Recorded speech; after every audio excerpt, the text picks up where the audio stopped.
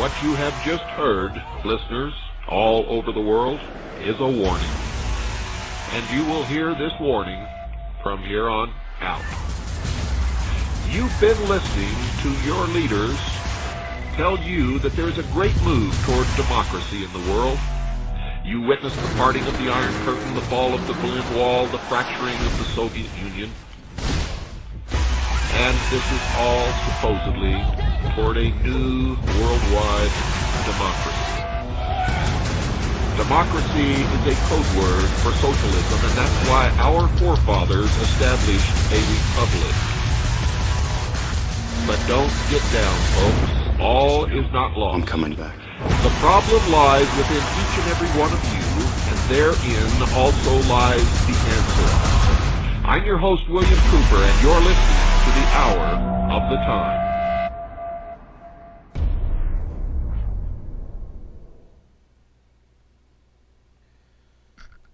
Crazy!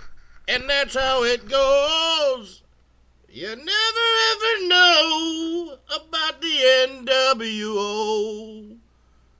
Deep behind enemy lines for November 17th, 2020. It's just a little after 10 a.m. here at the No Link News Desk. Yeah, trying to bring you up to speed with the Lincoln Conspiracy and how the secret societies plotted to assassinate Abraham Lincoln. More earth changes and geopolitical upheaval, and another update to the New World Order from the No Link News Desk. Move over, harp-tards. You'll not see this earthquake news or earthquake conspiracy from Doomsday Dumbass Disinfo Dutchie's magic 3D earthquake crystal ball first, so in case you miss it, or you just want to wait around for sloppy seconds, let's get to the science of things today. Back in 1991, I believe it was, I began listening to the radio show The Hour of the Time, hosted by William Cooper. And, well, how many of you have read the book Behold a Pale Horse yet, huh? Well, we're now talking about the king of conspiracy theories. How about the latest radio show I heard over the weekend and thought, well, hey, I need to track this information down and make a documentary about it. And here we go, everyone. Brad Meltzer has written the book called The Lincoln Conspiracy, The Secret Plot to Kill America's 16th President and Why It Failed. So, sometime earlier this year, back in May, Brad Meltzer published the Lincoln Conspiracy book, The Secret Plot to Kill America's 16th President and Why It Failed. The synopsis from this book: Brad Meltzer and Josh Mensch, the best-selling authors of the first conspiracy. If you haven't seen how conspiracies have made such a dent in the 2020 election, and how misinformation and little known but true stories of how the failed coup of Donald Trump and those who plotted to overthrow his presidency with you've heard all about the fraud and computer glitches in the latest ballot counting tabulation scenario. But everyone knows what we're going to show you here, that the story of conspiracies against the President of the United States date all the way back to before the Civil War. The story of Abraham Lincoln's assassination in 1865, but few of you are unaware of the facts that John Wilkes Booth was part of a secret society to kill the president, and also the fact that, we also have in the mix Albert Pike, who literally wanted to run Washington, D.C. the free Masonic dark magic arts way. Yeah! So the conspirators were part of a pro-Southern secret society that didn't want anti-slavery president in the White House. They planned an elaborate scheme to assassinate the brand new president in Baltimore as Lincoln's inauguration train passed through en route to the Capitol. The plot was investigated by famed detective Allan Pinkerton. May have heard of Pinkerton Security and seen them around as they infiltrated the secret society group. The undercover agents, including one of the first female private detectives in America. And maybe this was the plot that came and inspired the movie The National Treasure. Had the assassination succeeded, there would have been no Lincoln presidency, and of course, we would have probably had a different turnout, as the history of the Civil War would have also been altered. So and that is this fascinating glimpse into the hidden underworld mean for the 2020 election? Well, you never know. You may have two branches of Freemasonry still fighting against each other like they were during the Civil War, but you stupid morons out there want to blame it on racism. And the good old boys from Dixie Heartland, yeah.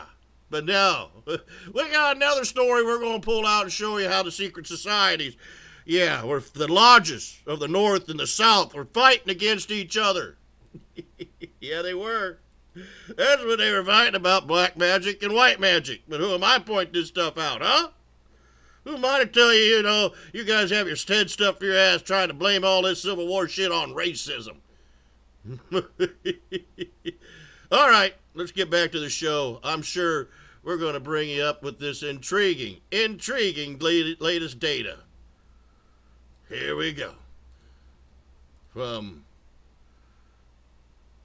KSCJ Radio, let's hear what Brad Meltzer's got to say.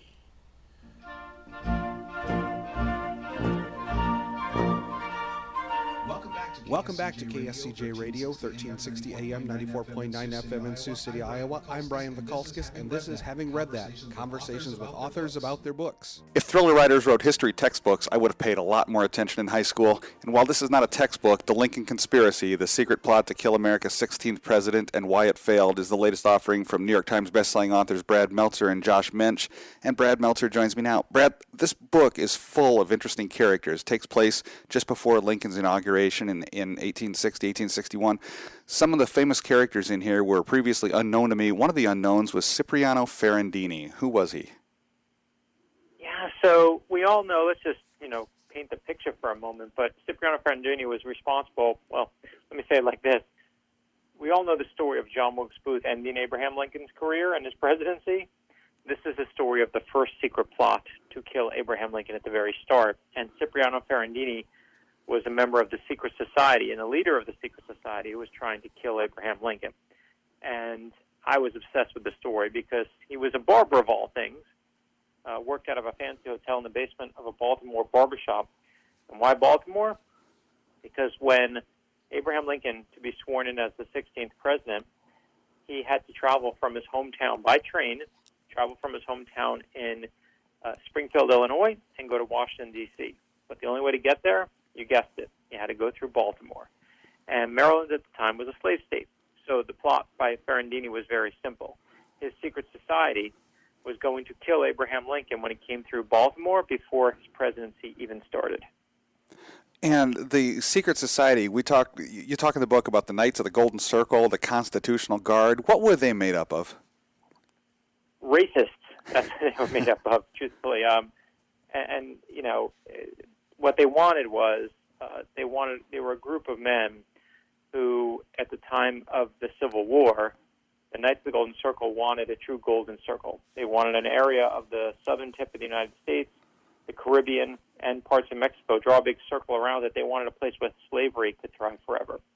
They saw anyone who was black as inferior to anyone who was white, and they saw Abraham Lincoln, as a result, as public enemy number one, because they were worried he was going to do away with slavery. So, you know, for me, what was amazing is, why do we not know this story? There's a secret society ready to kill Lincoln, and why do we know the story? This was one of the biggest stories of the day. But really what wound up happening is the Civil War broke out. And then 4 years later, Abraham Lincoln took a bullet to the head. And when that happened, this real-life story to kill Abraham Lincoln at the start of his presidency became a footnote. But not to me. It became the basis for our book, The Lincoln Conspiracy. This book is told basically from three different perspectives. There's the Lincoln inauguration party coming to Washington. There's the secret society folks in Baltimore. And then there is the Pinkerton National Detective Agency, who was most responsible for uncovering the conspiracy. How did they become involved originally, though? Yeah, they were brought on by one of the barons of the railroad. And I love this scene on the railroad because, you know, there's a train speeding in the middle of the night. And on this train, there are many passengers, but we're focused on three of them. One is a businessman, one is a woman, and she has an invalid brother. But none of them are who they say they are. The businessman is actually famed detective Alan Pinkerton of the Pinkerton Detective Agency. The woman is Kate Warren, America's first female private eye. And her so-called brother is not her brother. He's certainly not an invalid. That's actually Abraham Lincoln. They put him in disguise. They've given him a code name. And they whisked him off in the middle of the night to make sure the secret society doesn't kill him. It's an amazing moment. By the way, I just ruined chapter 1 of the Lincoln Conspiracy, but I feel like that's okay. But again, when you have moments like that, where the Pinkertons are brought on, they're brought there to figure out what the plot is, what's going on. Are they going to kill Lincoln? Are they going to kidnap him? Are they going to just blow up the railroad? They don't know in the start, but eventually uncover that it's a plot actually murder Abraham Lincoln. And one of the things I thought was so important is that the Pinkertons discovered that the plot was actually to kill Lincoln, and blowing up the railroad probably wasn't going to happen. They had to go to the railroad and get permission to continue this investigation, right? Yeah, the guy who hired him was really, truthfully, not worried about Abraham Lincoln. He was worried about his railroad, worried about his tracks. It was like, you know, they thought what they were trying to do was keep Lincoln from getting to his inauguration in Washington, D.C., just by blowing up some of the tracks. When they realized it was far bigger than that, someone still had to pay the bill. My next guest. And one of my favorite scenes is that moment where they have to go to Abraham Lincoln and tell him that there's a secret plot to kill him. And Lincoln's exhausted. It's at night. They're in a hotel room. Lincoln has had a whole day of shaking hands, and he's just tired. And they say, "Sir, listen, we have a credible threat that you're going to be killed, that they're going to try and kill you. We know you have an event in Philadelphia tomorrow. We need you to miss the event. And we're going to get you out of there early and, you know, potentially save your life." And Lincoln says, "I'm not missing the event in Philadelphia." And they're like, "Why?" And here's what Lincoln didn't want to miss the next day. In Philadelphia, that next day, they were honoring the birthday of one of Abraham Lincoln's heroes, a man named George Washington. And no way was Abraham Lincoln missing George Washington. So God bless Josh Mensch, my co-writer on the book. He found and was able to track down the actual speech that Lincoln gives that day. He does go to Philadelphia. He does risk his life there. And he's there at Independence Hall talking about the Declaration of Independence, how everyone should have an equal chance in America. And he then says, if we can't save the country without giving up that principle, and Abraham Lincoln pauses. And he says, I was about to say that I would rather be assassinated on this spot than surrender. And I love the fact that we know right there, when you read the book, that Abraham Lincoln knew there was a secret plot to kill him. And I love even more that soon after that they sneak him out of Philadelphia. I won't tell you how they get him out of there because it's such a fun scene to read. But that's the moment where they potentially save his life. One of the things I also liked is how the Pinkertons went to Baltimore. What was really their plan to get there and sort of infiltrate the system? I mean, we're talking cloak and dagger, fake identities, all that stuff. Yeah, one of Alan Pinkerton, his real strength was he would infiltrate. And, he was the guy, just to tell you who he is, he was in Chicago. He thought the Chicago cops were a little corrupt, so he hung out his own sign to fight crime. He wanted to be a private eye. Put a big sign with a big eyeball on it that we never sleep. That eyeball is apparently where we get the term private eye from, that eye. And all thanks to the Pinkerton Detective Agency. So, but his strength was to infiltrate. He was like a termite. Termites come in and they eat the foundation, and then the whole building crumbles. So Pinkerton would take all of his agents and slowly put them into place, meeting members of the secret society, meeting them in bars, meeting their wives, meeting everyone. And he had an incredible array of detectives to choose from. There was a 26-year-old woman who walked into his office one day and said, "I want to be a private detective." Now, of course, this is a time where no one is hiring a female investigator, much less a female private eye. But Kate Warren, the 26-year-old woman who walks in that day, says to him, "Listen, men brag to me. They say things in front of me that they wouldn't say in front of you." And God bless Alan Pinkerton. He realizes that she's absolutely right, that people are going to say very different things to her than they're going to say to him. So Kate Warren becomes one of the women who he puts on the Abraham Lincoln case. She's the one who gives him his secret identity, gives him truly his fake name and his fake tickets, and even makes a disguise for him. And I love the fact that, she again becomes a footnote to history, but not to me. I'm chatting with Brad Meltzer, who, along with co-author Josh Mensch, is out with the new book, The Lincoln Conspiracy, The Secret Plot to Kill America's 16th President and Why It Failed. The book's available now wherever your fine books are sold, and I tell you, it was a thriller to read. Brad, one of the things that also stood out for me is, and it was a question in my mind until you addressed it in the book, if a private detective agency doing this, I know there was no Secret Service at the time, why not call the local Baltimore police and say, "Hey, the president's coming through there, there's a plot to kill him, we need help"? Very fair question. The problem is Maryland was a slave state, and the Baltimore police were in on the plot.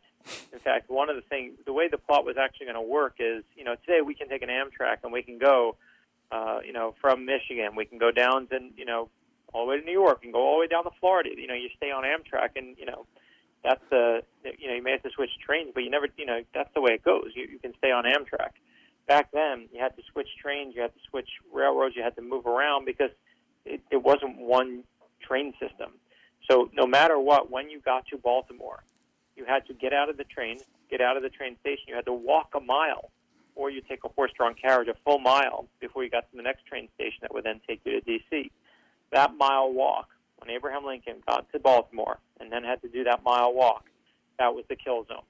And the Baltimore police were in on it. And Alan Pinkerton knew it.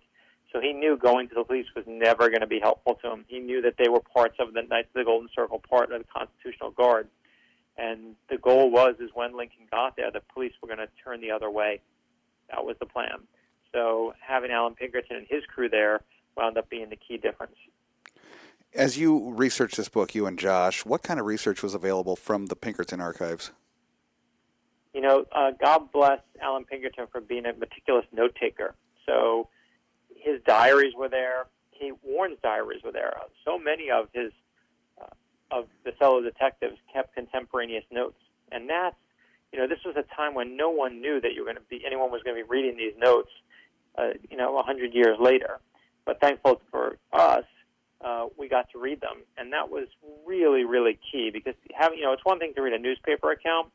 It's another to read the first-hand account of someone who was there, and especially someone who had no idea that anything was going to be preserved for the ages. So it wound up just giving us an insight. And for us, the other key thing was the time period. It's very titillating for me to come on and say, hey, we found the secret plot to kill Abraham Lincoln. Everyone read The Lincoln Conspiracy. That's great. But Josh and I, when we were talking about doing this book, the reason we wanted to do it was that time period of the Civil War. Because this is a time where America is split in two. It's a time in the Civil War where whatever side you're on, you hate the other side. You think the other side are horrible, awful people. Does that sound familiar to you? That's exactly where we are right now, and we need to do better, and we need to see what great leaders like Abraham Lincoln do in that situation. Abraham Lincoln, faced with that moment, doesn't divide us further. He works to unite us. That's what great leaders do. To kind of pull this back a little bit, you write in the book that for Abraham Lincoln, the specter of death is always near. How so? Yeah, Abraham Lincoln sadly, buried his mother, buried his sister, a brother, I believe, and two sons. He, in fact, was so surrounded by death that he had a vision of his own death. He had a dream where he had a vision that he was going to die during his first term in office. And he was absolutely wrong about the date and the timing, but he was absolutely right about the ending. And, what I really appreciate, we all know Abraham Lincoln at the end of his story. We know the Emancipation Proclamation and what happens in freeing the slaves. We know that we win the Civil War. It's a great ending for an amazing man. What I find more interesting, though, is we all know that story. What's more interesting to me is this is the story of Abraham Lincoln at the beginning of his presidency, unsure of himself, trying to figure it out. When he finds out he gets the nomination for the presidency, you know what he's doing? He's in an alleyway playing handball. And I love that we get to see Abraham Lincoln. He's so disorganized that they lose the inaugural address. And it's, we make a mistake in this country. We build these giant monuments to amazing heroes, and then we worship at their feet. But the mistake we make is we do our heroes a huge disservice when we do that, because we forget that they're human beings. We forget they're just like us. And when you see Abraham Lincoln going through these moments and making these mistakes, you realize that he, like all of us, we're all scared and we're all brave. And we're all terrified and we're all amazing. Some of us all within the same few days, some of us all within the same few minutes. And that's not bad. That's what makes us human. So I love that you get to have that, when you read the book, that you really get to see Abraham Lincoln be a human being again. Well, I know during this crazy pandemic you can't do a tour. You're doing virtual events that are listed on your website, bradmeltzer.com, right? Yes, we're doing, we can actually see me tonight. They're beaming me to different JCCs in Atlanta and Dallas, Miami, though it's open anywhere in the country. On Thursday, we're doing an event. They beam me to the National Archives. And on Friday night, they're beaming me through St. Louis and closer to you.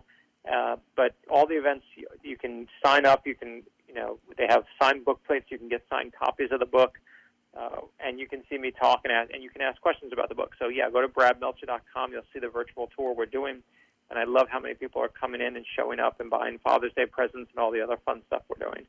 All right, the book is The Lincoln Conspiracy. He's Brad Meltzer. Brad, just another fantastic book offering from you, and thanks for joining me again to talk about it. Always great to be back. Thanks so much, my friend, and thanks for the support in every medium, whatever we do. This has been Having Read That on KSCJ Radio in Sioux City, Iowa. I'm Brian Vakalskis. Check out all of our episodes on our website, kscj.com. Also, be sure to like Having Read That on Facebook and subscribe to our iTunes podcast.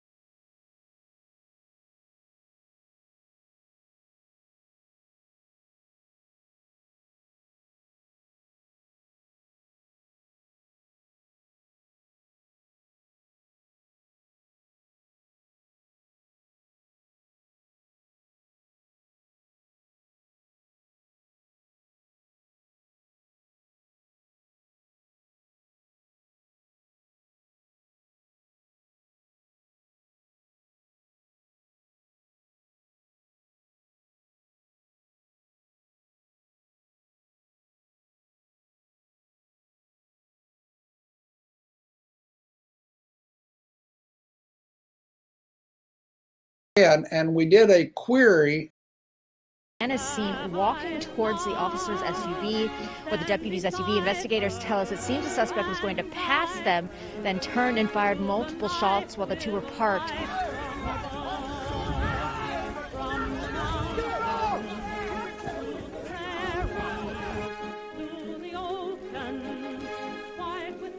One of multiple locations that have been burning in Kenosha, Wisconsin. Madam Speaker, my colleagues, my fellow Americans, I rise to support the impeachment of President Donald J. Trump.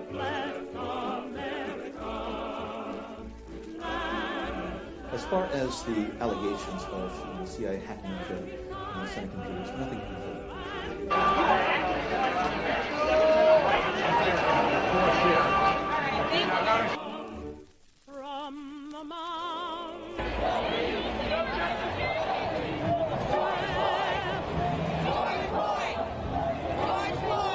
Pain could be volatile, and I'm about to talk to him about allegations that he was involved with prostitutes in Moscow and that the Russians taped it and have leverage over him.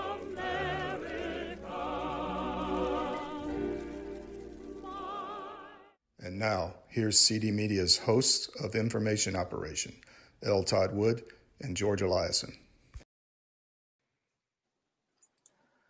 Hello, and welcome again to Information Operation, where we take a deep dive into the war the deep state is continuing to perpetuate against the American people. We're not in our studio again today because it's being remodeled, but we should be back next show. I've got a very powerful guest for you today. We've all seen the complete election fraud that's been going on against Donald Trump and really against you and me. Today, we're going to tell you how it all happened. Russ Ramsland is a founding member. Let me get the name of the company up. What's the name of your company, Russ? Allied Security Operations Group. Thank you. And he's, well, I'm just going to let Russ introduce himself and kind of turn it over to him because the information he has is quite shocking, and we want to get this out there. Go ahead, Russ. Welcome. Well, thank you very much. Delighted to be here, Todd. Our group is a security group. We specialize in cyber operations, but we also do physical security. And we became very concerned. A lot of our guys are pretty accomplished people. A lot of them came out of three-letter agencies. Some of them were very disenchanted with what they saw happening in those agencies under the previous administration. And so we are mostly a commercial firm, but we got involved in looking at the election system because of some logs that some activists brought into us from the Dallas election of 2018, the so-called blue wave. And the more our cyber guys got looking at these logs, the more concerned they became. They went, wow, how could this possibly be?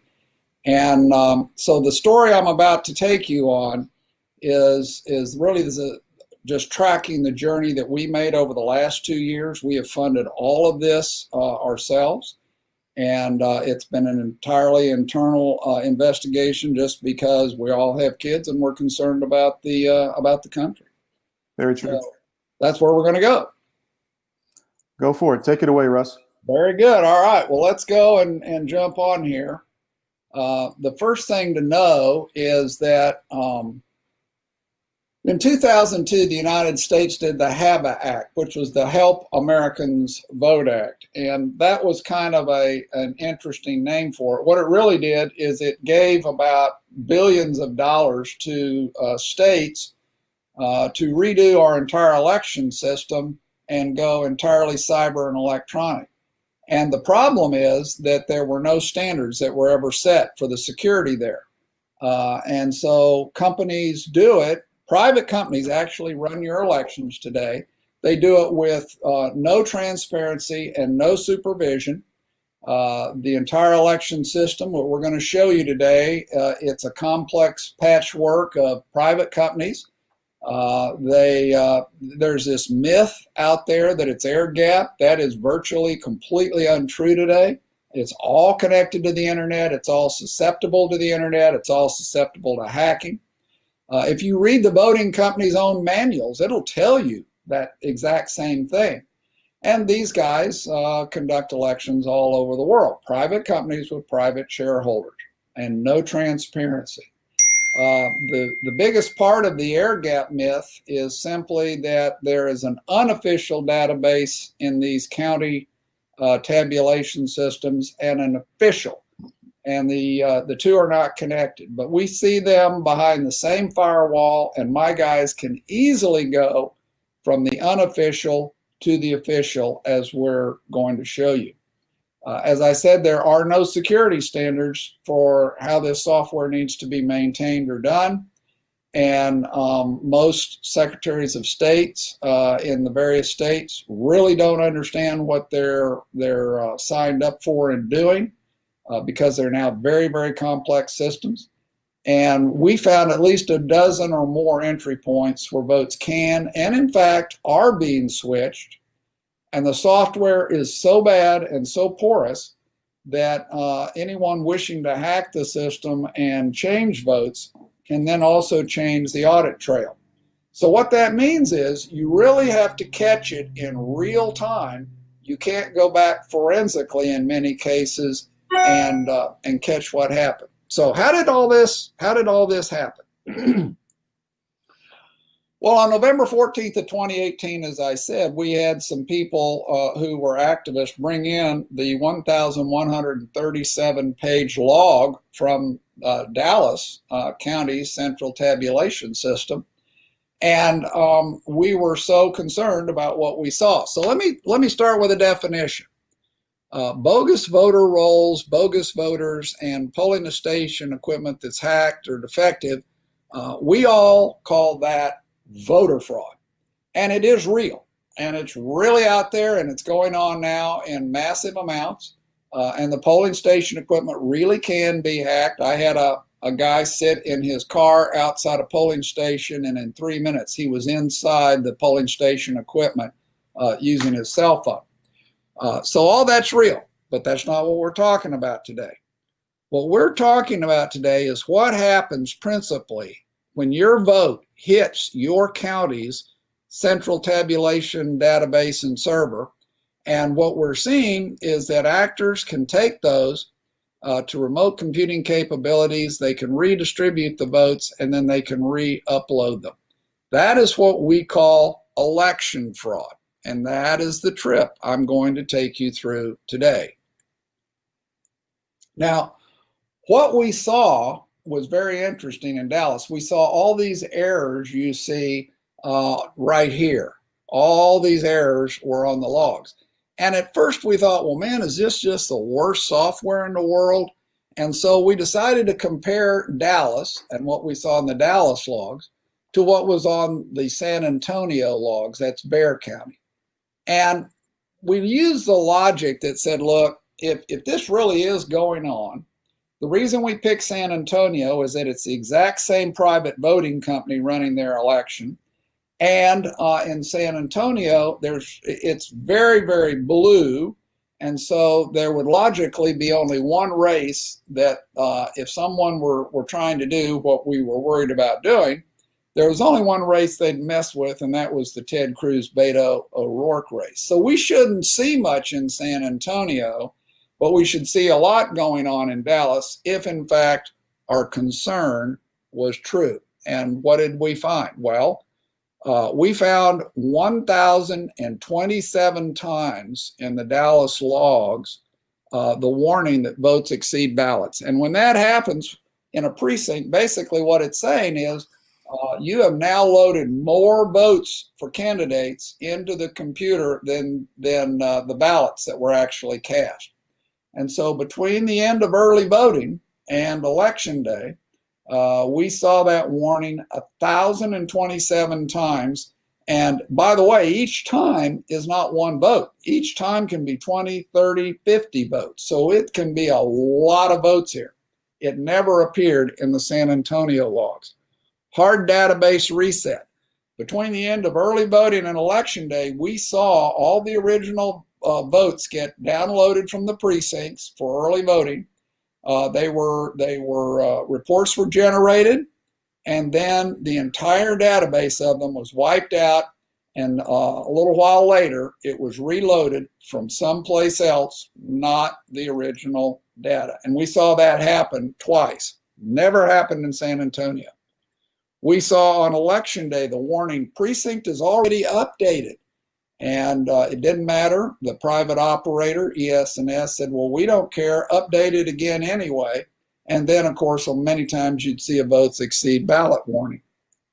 Replaced, we saw entire precincts replaced 96 times in Dallas and only once in San Antonio, and then collect audit data from a compact flash. Now, this is not collecting it from the original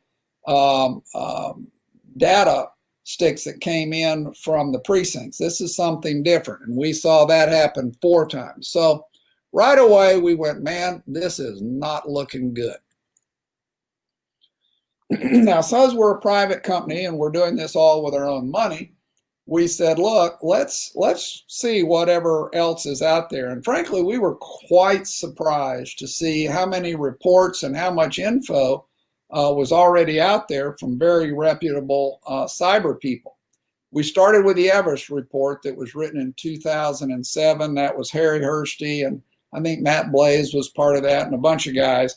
And they outlined company by company. This is a report about 1.5 inches thick. They outline company by company all the vulnerabilities and places that people could go in and alter votes undetected. I will tell you that much of what they found in those days is still vulnerable, and it is still out there. We looked at some C-SPAN panels.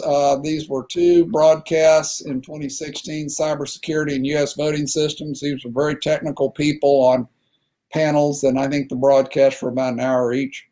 Matt Blaze's testimony before the U.S. House Committee on Administration in January of this year. And we looked at things like the ES&S security test report that was done in 2017. And so we kept looking at all this, and each time we would see some of these, we would then go and look to see if the same vulnerabilities in these reports still existed. And quite frankly, in most cases, they do. We also read the voter company manuals. We were surprised that the manuals tell you very clearly how an operator of the system at the county level can simply go in and change the votes. We looked at the source code, and we learned some very interesting things about the source code. It's all available out there. You can play with it if you want, and that's a problem. And we traced the entire vote trail.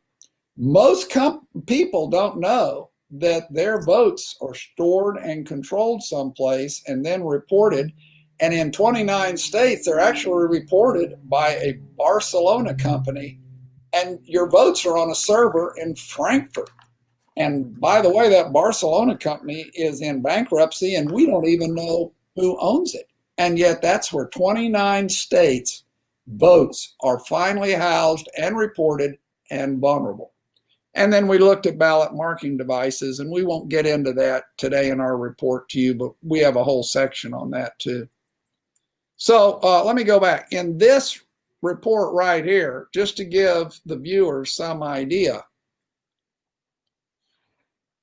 in terms of ES&S's electionware servers, there are 17 critical vulnerabilities and 49 important ones, and they are not fixed. In terms of the electionware clients, there are 24 critical vulnerabilities and 51 important ones, and most of those aren't fixed. So you can see that this stuff has lots of problems, and it's really not being tended to. And it recently just got worse because Big IP, which is a platform that these things are on, just came out with a report that it had a very bad vulnerability, and that vulnerability, ES&S sits on it, has not been fixed. So we said, man, this is a real problem. So we looked at 6 voting companies. There's more than this, but we looked at some of the biggest ones. And that would be ES&S, Dominion, Hart, 10X, Demtech, and SGO Smartmatic. And that's was about 92% of the market, in best we could determine, in 2018. And we simply first went in without doing any kind of hacking or anything, and we just revealed the hidden files behind their public-facing sites, and we were stunned because we found in every case that the administrator names and passwords for critical files are being posted in the open. So that they're telling you, look, here's the key to the front door, feel free to use it and walk right in. We found the voter registration lists by precinct worldwide that included, in some cases, personally identifiable information.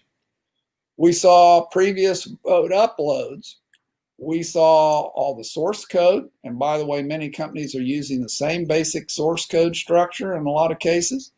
We found the software was so porous that operators of the system and even outside players can change votes utterly undetected with no audit trail in the case of HART, or an erasable or changeable audit trail in the case of ES&S and Dominion. And so that means that no evidence of vote changing can actually be found by a really good hacker, if a really good hacker had done this, later on. So when your government says, well, we found vulnerabilities, but we find no evidence of votes being changed, no, you won't. You have to catch it in real time. We got access to their entire AWS databases, clouds. We saw the ballots. We saw the new Dallas ballot before Dallas did. We saw all the counting and tallying functions. And these are the ones that interrogate the database at the county and actually say how many votes went one place or another. So in short, some of these guys discovered that any candidate could win or lose by directly altering the votes at the server database level for almost any election that they conduct worldwide. And of course, our concern was if we could do it, then so can bad guys. So let's start. First, I want to dispel this silly myth that the entire back end of our nation's voting system isn't connected to the internet. Here is a trace of just Dallas from 2018. This is the Dallas system. And look at all the servers that it connects to, the IP addresses and servers. This thing is totally, completely connected to the internet. And anyone telling you differently is not being straight with you. We found all kinds of security problems. For instance, all of these various sites, and these are various county sites, should have their own SSL certificate. In other words, this is kind of like the front door key to your house. So let me just show you.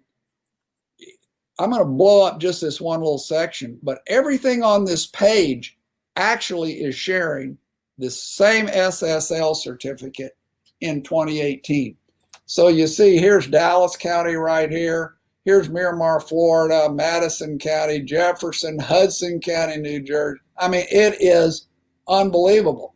This is the same as if you and all of your neighbors for 10 blocks in every direction around you shared the exact same front door key. How good is your security? So I wanted to share with you exactly, and this is oversimplified, but this will give you a pretty good idea about really how the whole election system's set up. You and I vote out here at the voting place. And one way or another, whether it's on thumb drives or over modems or wireless or however, it gets to your county's central counting. And there they have the whole poll book records and voter rolls. They have databases that are unofficial and official. They have tabulation and reporting software. And this whole thing is either run by private voting companies or by what we call mid-level companies that simply use some of this software and hardware. But these are all done almost exclusively in the US today by these private companies that have their own election management systems. And it's a real patchwork. That's part of the problem. So what happens? Well, all this stuff in red actually goes to one of these guys, and they house your votes, and they also store them in the cloud. And then either through the Associated Press or Decision Desk HQ, it gets reported to the media. Now, you need to know that these guys' databases are always online with these guys, so that whenever there's an update here, it's flowing here. Now, in the case of Clarity Elections was very interesting. It is owned by a company named Seidel. Seidel is in Barcelona, Spain. 28 states use this election night reporting system. Clarity is owned by Seidel. The server is in Frankfurt, Germany.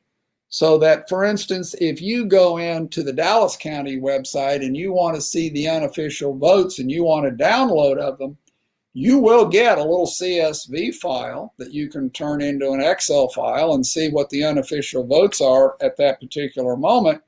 But if you go into that file and look, you'll find it was created 6 time zones east of Dallas. So that in our case, that would be Europe. And that's further evidence of what's going on. Now, it's also important that you understand that this unofficial database is connected intimately with all of these.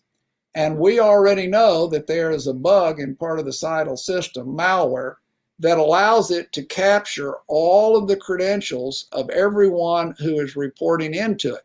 So that means now with those credentials, you can change things here or here and backload them here, so that it's not the votes that come from this direction, it's the change votes that can come from this direction. So, and the idea that then there's this official database that sends things to your Secretary of State, there is an official database, but since it is behind the same firewall, it doesn't really matter. You can go from the unofficial to the official. In our investigation, right there, in our investigation, we found ways to change your votes there at the voting place. We found ways to change the tabulation software itself. I'm going to show you an example of that in Kentucky in a minute. We found ways to change the database itself. We found ways to go into both of these and change the software that they have that again gets loaded into the equipment here that goes to the equipment here and rig a vote. We found ways that we could get in and change that database. We could change that database. It's a mess. So what did we see that was strongly suggested in Dallas in 2018? Well, we had people that we know that are extremely credible people, and they wanted to tell us that they had seen NGP Van playing in these databases. Now, who is NGP Van? Well, NGP Van is the voter analytics company for the Democrat Party. It's kind of like what Cambridge Analytica was in 2016. The difference is Cambridge Analytica got pilloried, NGP Van got ignored. But what any voter analytics company does is they look at a history of primaries and they draw relationships between early voting and election day in the primary for a particular party. Then they look at the results in the following general election, both in early voting and in election day. And what they're really trying to do is make algorithms that, based on historical evidence of what happens here and here, and then tracking what happens here in real time during early voting, you can project what's going to happen in the way of voting on election day. And one of the byproducts, of course, is that it will tell you at the end of early voting how many early votes would need to be added or subtracted in order, according to your projection, for you to win on election day. That gets pretty important, particularly in what we've seen in the last 48 hours here in the United States. So what happened in Dallas? Well, the votes from the precincts were sent by a flash memory card to the central tabulation servers in Dallas. And then these 4 players got involved. That's what we saw on the previous slide. We saw that you have an operator at the county level, and that is being constantly updating Clarity, which is also updating Sidle and their clouds. And in the case of Dallas in 2018, this operator had his own laptop. He was bringing it in and out of the tabulation room all the time during early voting and election day.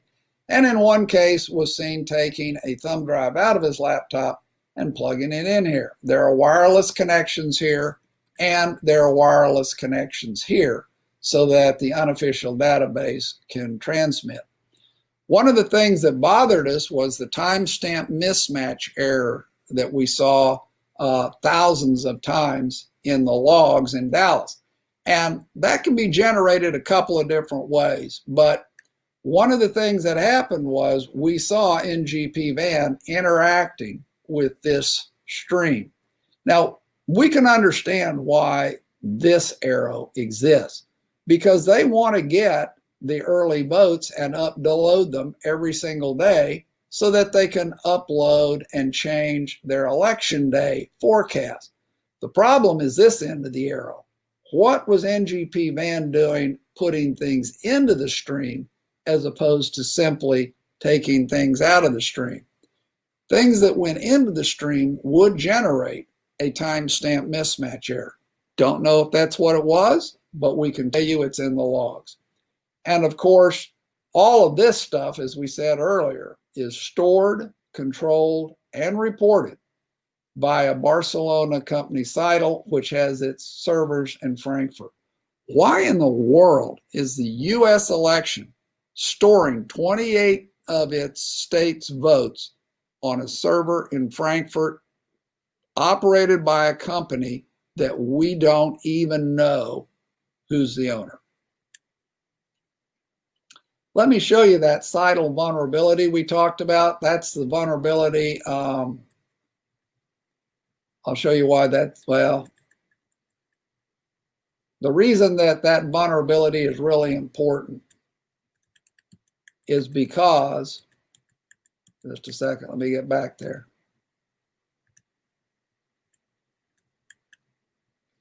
Because if you can get in here and you can see all the votes, you can change them. And this vulnerability I'm going to show you allows you to get all the passwords and usernames to backload it into counties if you wanted to change it later. So let me show you that vulnerability just so you know what's going on here. The malware is called QSnatch, and it's already inside Sidle at an area called Sidle staging. That in the blue is the indicator that QSnatch is there and operating. So what does it do? Well, QSnatch is what's called a CGI password logger.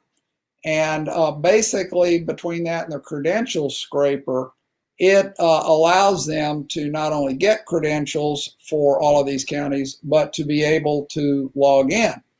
It has what's called a backdoor, and basically that means that it can execute arbitrary code on a device if it wants to. It can exfiltrate, in other words, it can take files out of the system and send it back to their infrastructure so they can see what's happening. It has web shell functionality for remote access so they can get in.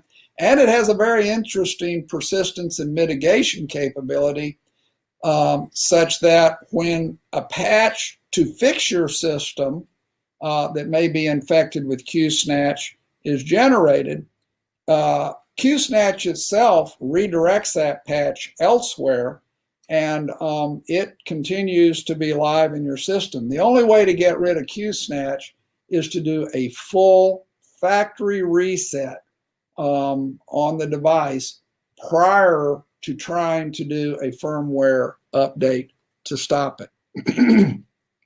We haven't seen any of that happen on Sidle. if you'd like further proof, you can actually prove to yourself that Seidel's servers are in Frankfurt, Germany. If you go in and plug that Seidel.com in using NSLookup or host, you'll find that URL address 52, 57, etc. You can do an NSLookup and see that it's going out to the EU, or you can do a GeoIP lookup and you'll see that that server is at Frankfurt in Germany. We won't worry about that. So let's look at some actual proof of hacking in action. We were called in to look at Kentucky because of the results. The results in Kentucky were amazing. Every Republican at the top of the ticket won big. There were 1,428,000 votes cast, and every Republican won by a margin of 200,000 to 300,000 votes, except for the governor, Matt Bevin. And he loses by 5,000 votes. Now, this may sound familiar to you, and it is, because if you will recall, on election night, our current president was ahead in 5 key battleground states that have Democrat governors, and he was ahead comfortably in all of them. And suddenly, all 5 states quit counting at the same time and went offline for 3 hours.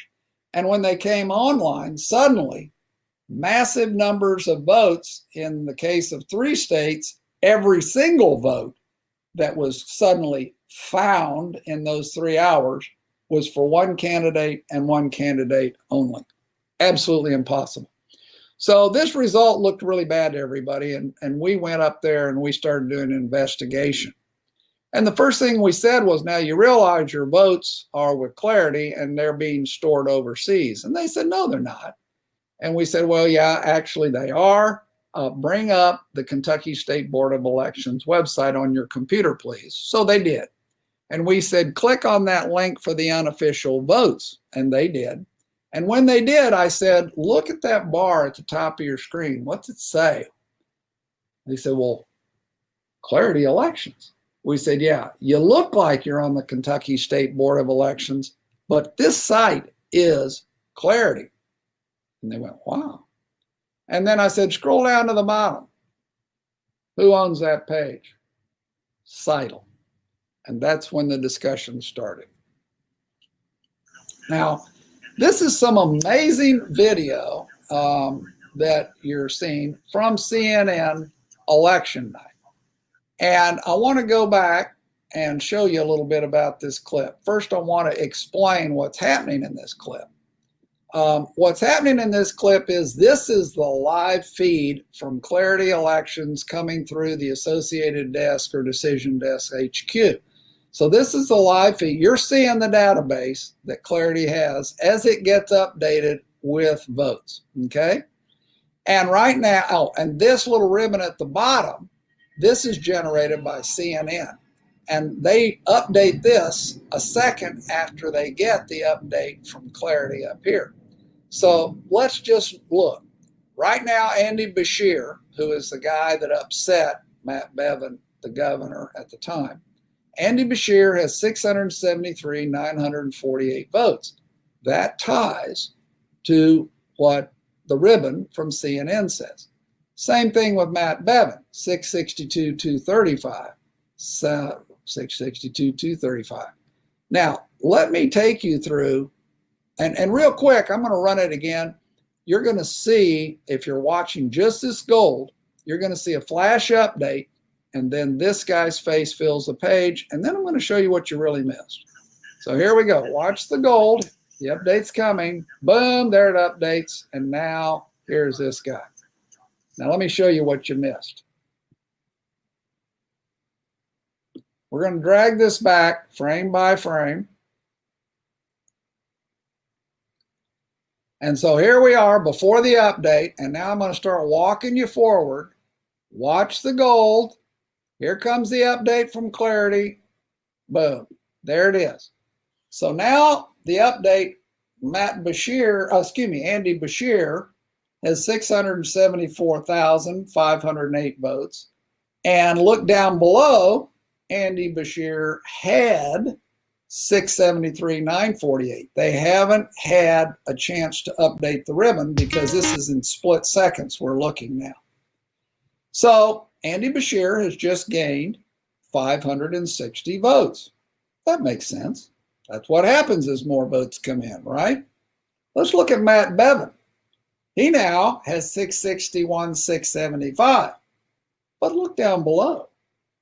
He did have 662, 235 at the exact same second that Andy Beshear has gone up 560 votes.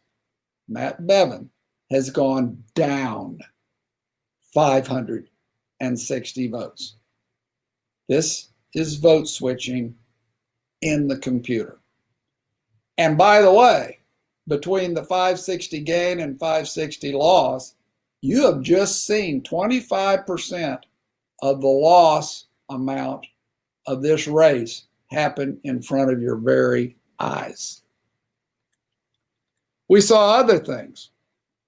We saw, for instance, that the tabulation software itself had problems. Let me explain what I mean by that. We first went in and we did a query of the database using... Hey, Russ. Yeah. Just when you were showing that video, something happened when we went down. Coincidentally. Can you just repeat what you said after the 560 votes disappeared? Yeah, you want me to go back there and show you that? Well, we got through that, but then you started to say this is voter fraud and you went down. What you have just seen is 560 votes added to Andy Beshear at the exact same second that 560 votes have been taken away from Matt Bevin. This is vote switching going on inside the computer. And that's 1,120 votes, which is about 25% of the entire loss margin you just saw happen before your eyes on election night from the Clarity Elections database. We also saw problems in the tabulation software. For instance, we have a query here that says we would like to see from the database all just the straight party ticket votes, and we would like to see them right here for the governor's race. And I started looking down and I saw precinct C148 and I saw undervotes. And I went, wow, that's kind of weird. How do you get an undervote if you pull the straight party ticket? Well, it turns out in Kentucky you can. But I didn't know that at the time. So I started looking and I mean, I spent hours looking at this. And eventually I went back and I reran the query, or I attempted to rerun the query, just to make sure that I hadn't gotten it wrong. But when I reran the query, I changed the order. Now, it shouldn't matter whether you ask for straight party tickets and the governor's race. It shouldn't matter if you ask for the governor's race and you then refine it by straight party ticket. But it did matter in this case. Same precinct, same number of votes cast, but all the undervotes have gone away. There are no undervotes now. All the undervotes have been awarded to Andy Beshear, and 20% of the Republican votes have been awarded to Andy Beshear. The tabulation software itself, if you know the right order, you can determine who wins. Now, for those of you who may not understand what an undervote is where you start voting down the ballot and you get to, say, the fourth or fifth race, and you just don't know either person and you don't want to vote it at all, and you skip that race. Well, that creates an undervote. It creates a blank space. And so, obviously, in the first one, 8 people skipped the race, but when you ask the query differently, it gives you those 8 votes to the Democrat. This is a problem. So what are we doing and finding using cyber here in Dallas? Well, there's a group, Open Records here, that's doing a fabulous job, and they have been downloading the files of the cast votes in both Dallas and Harris County every single day and archiving them. And they built a unique database. What they do is they assign to a voter record a self-identifying unique identifier. And by that I mean they look across the entire voter record of that cast vote, and they add up all the zeros and ones, and it gives you a unique identifier that's different from any other vote. So now we can actually flag it. And we can see if that identifier changes, we know that that vote has been tampered with. In the course of that, we've seen phantom, we've seen ghosts, and we've seen purges. And we're going to talk about what those are on the next slide. But as I said, when a vote is changed or tampered with, the unique identifier changes, and that allows us to flag it and look at it.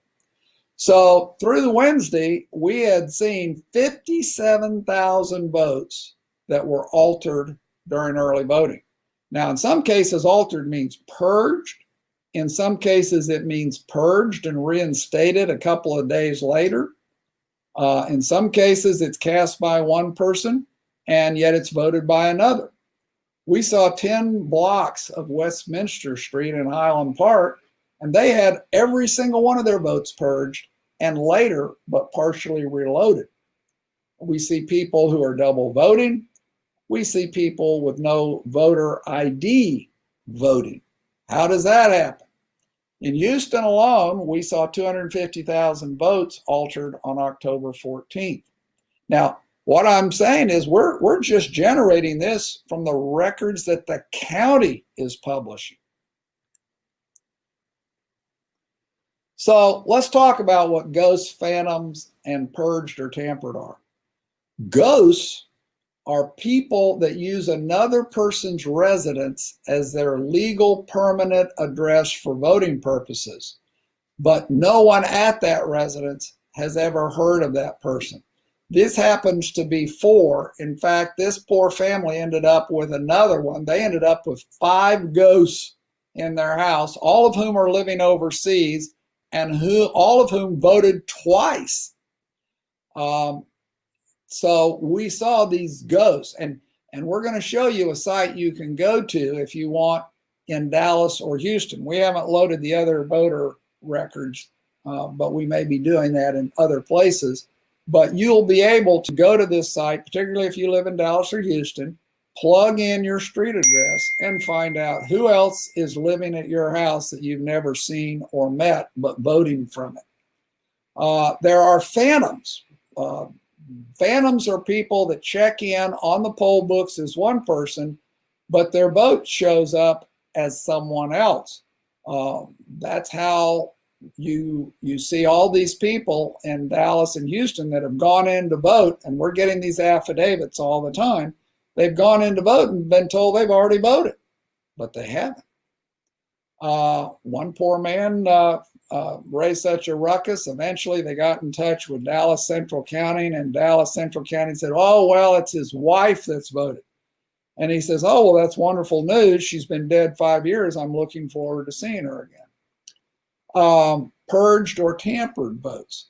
These are voting records that the county posts as have been voted, and then later we see the county purge them or otherwise change them or tamper with them.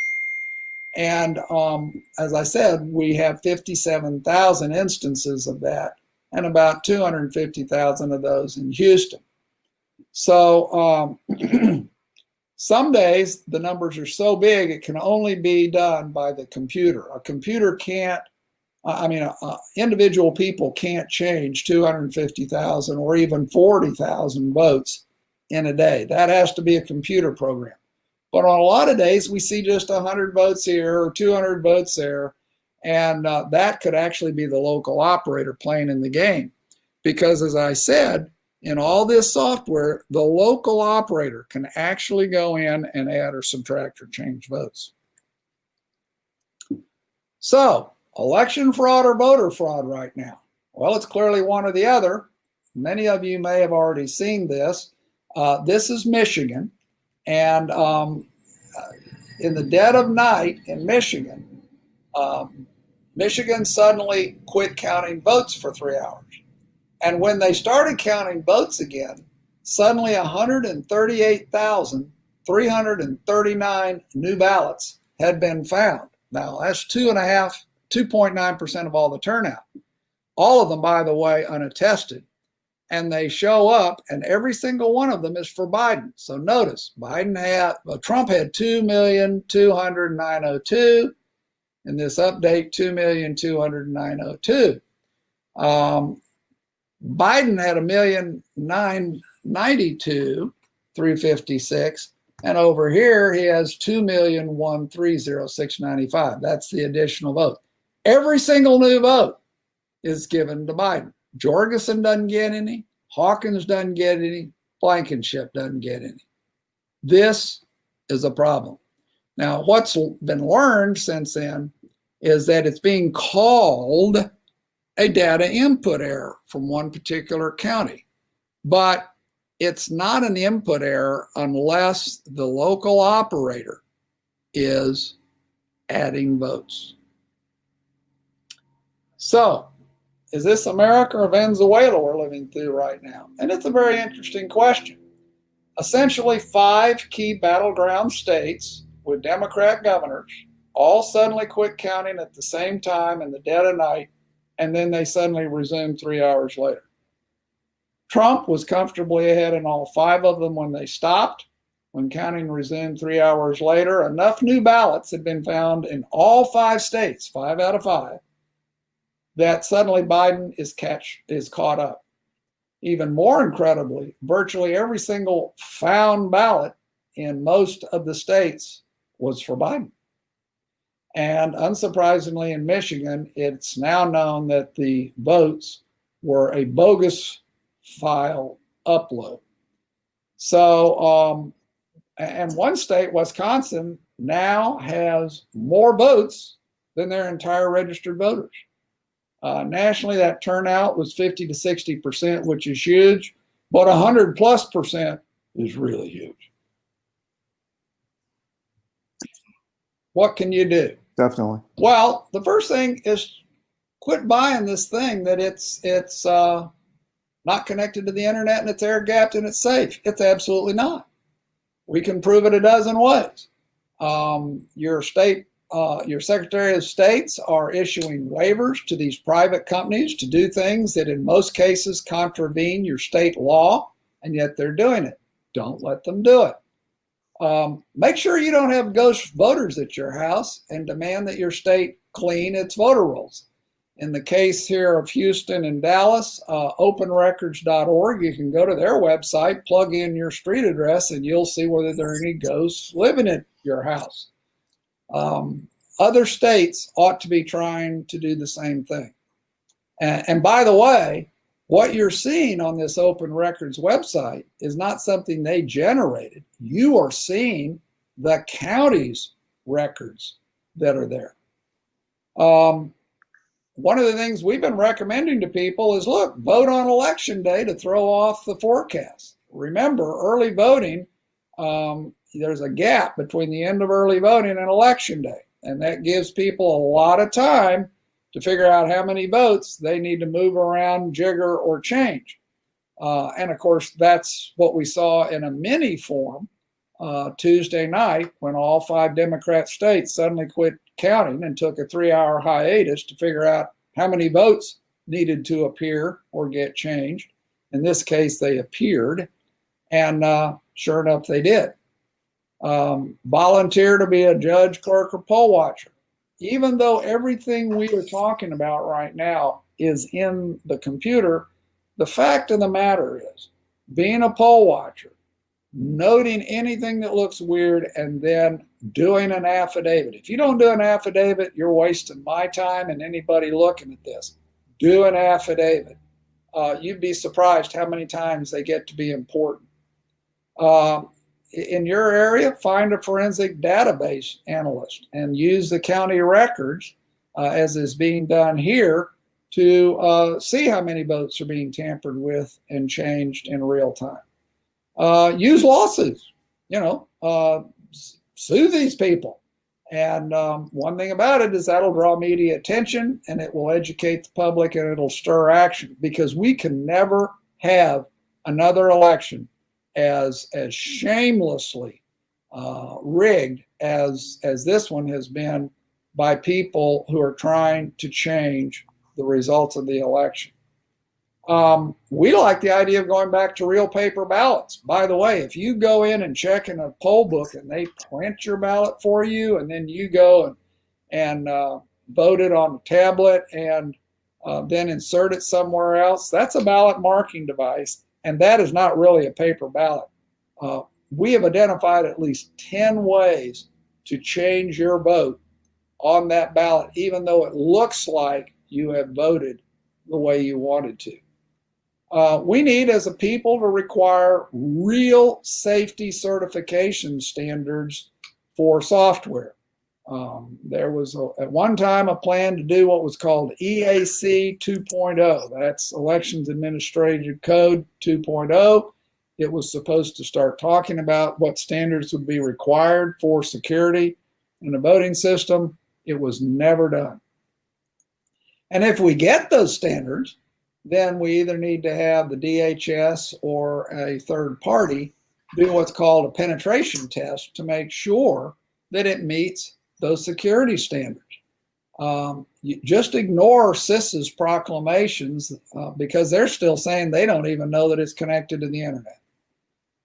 If you do have true paper ballots, not those that are done by ballot marking devices, require spot risk limiting audits to take a few of the ballots and make sure that the final vote seemed to be somewhere in line with that. And finally, I think we need to think about a national blockchain-based voting system. I do not want the federal government running my elections, but I wouldn't mind the federal government mandating that all election systems be blockchain-based if a federal election is involved, because it is part of our national critical infrastructure. As a democracy, we rise and fall on believing that our vote is sacrosanct, is protected, and is going to be voted as we pulled the lever for it to be voted. And that's simply not the case now. So Russ, that's amazing. Tell us about your attempts to get this to appropriate authorities over the last year. Well, we made a lot of attempts. We've been able to get some attention from certain congressmen who are extremely concerned. We did have one congressman who was defeated, Pete Sessions. He knew his race had been rigged. We were able to show him and prove to him, and he filed a real live complaint.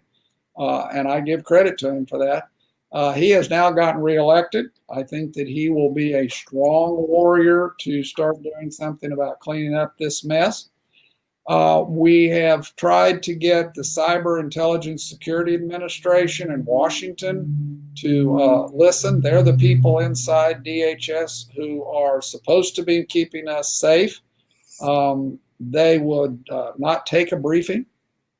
They were willing to have a very short few-minute phone call, and that was it, with no follow-up whatsoever. Wonder why. Yeah, we've been to the FBI twice. The FBI has no interest in looking at this. So we've made a number of efforts. Now, we have found some people in the DHS at the field level who took a lot of our data. They came and spent a full day with us.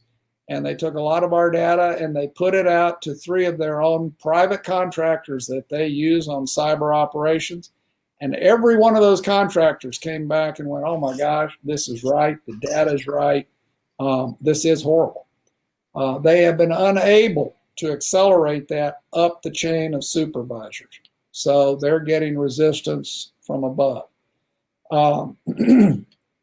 We have had one DOJ prosecutor who was involved in their cyber commission and is pretty darn technical. And that prosecutor looked at this and went, this isn't evidence, this is proof. And that person helped us submit it to the FBI the first time, and the FBI did nothing. We then went in July of 19 and tried to get the FBI to look at this.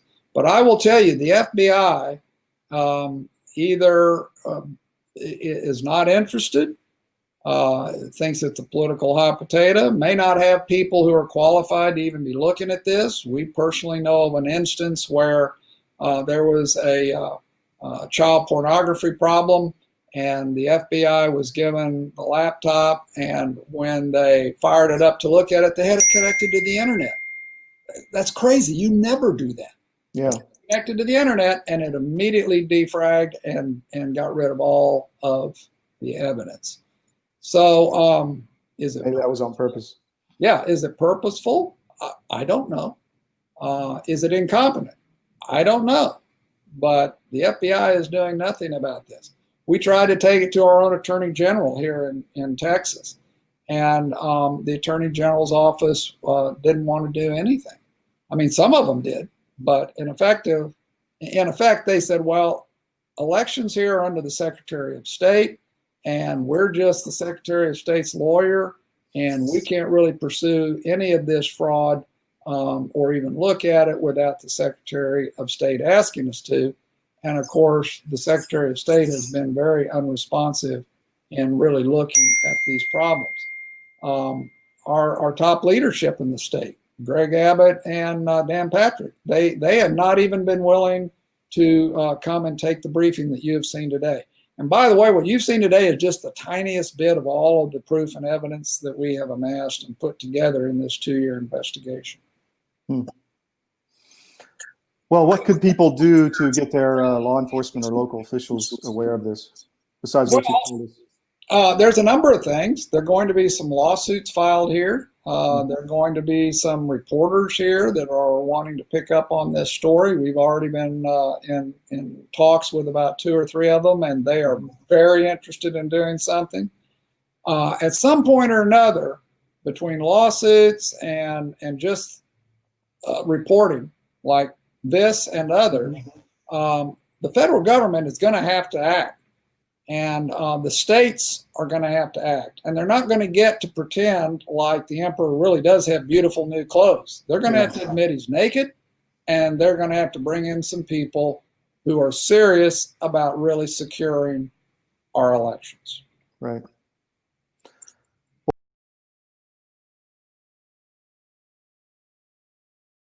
All right, right on. That was the interview with Russell Ramsland for CD Media, host L. Todd Wood, as they revealed the mechanics behind the electronic vote steal operation in this powerful interview. I'm never know, and, well, I thought I could add some expertise in the matter as being an election inspector for the last 10 years.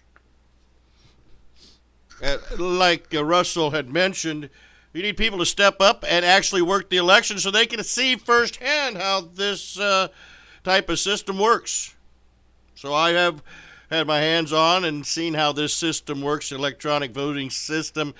Yes, it needs to be addressed, and here in our state, the Secretary of State, who oversees the elections of the state, as an election worker for the election board, they are in the process of making these changes, as well recommended to have a double tabulation or more secure vote by implementing a paper tracking system with the paper, with also counting the electronic vote so that they can be audited and can count it. And like many, that I haven't seen the problems that they speak of in these other states, the voting machines in my county, because they differ from county to county, which is where we have these problems already to address. Each county are not on the same, and that's why we're seeing these multiple systems that are failing, because they're not the same systems that I use in this county. They're not touch screens. They're not connected to the internet, the voting machines, and you hook up a printer after votes are tabulated and print out the results. As an election inspector, my responsibility is delivering those results to the election board every election day. Through my visual inspection of the election every 6 months, I did not notice very many irregularities that would cause to me to believe the system was rigged, but there were glitches. There were numerous glitches. And one such glitch is what I'd like to mention, that I will point out as more news stories will confirm this in just a moment. As an election inspector on election day, I meet with the judges and the clerks to run the election. We set up the machines the night before. We run a zero tabulation printout of the ballot to make sure there has been no votes cast before the election.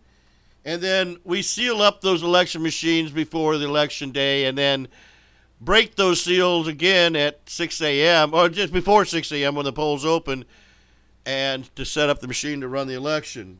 We verify the votes recorded are zero on election day. We verify the date and the time is correct, and then we verify that the precinct is correctly programmed. The election machines are correctly programmed for the precincts. We hope that they are. And the glitches that I have is that these machines run on smart cards. You have a green, a blue, and a red one. And the judges will insert that card in the machine to select the ballot for the precinct that the voter lives in. Unfortunately, there are errors that occur because the clerks and the judges aren't properly trained, or they're not the top or the class. Most of them seem to be from the short bus, ride the short bus. At least the poll workers I have. So I've got to kind of help them out a lot. But needless to say, as the machines are set up by the green card, the blue card is used to set up the machines for the judges, for the voter. And then at the end of the night, we use the red cards to tabulate the machine with. And if you don't have the right red card, you can screw up that really quickly too, because you don't get the right count. And then you got to go back and start all over again and get the thing. And you get a call in the middle of the night saying you fudged up. Okay, this is how it goes for the poll workers. And that's what it goes at the end of the night. You hope to say that we want to get everything counted good, and you want to have an audit and make sure that every machine matches every voter number that's on that machine. Every vote. So if you got, let's say, for an example, 100 votes on one machine, you need 100 voters signed in. And if you don't have that tabulated or audited correctly, well, there's something messed up, but I never had that problem. So it seemed to be, needless to say,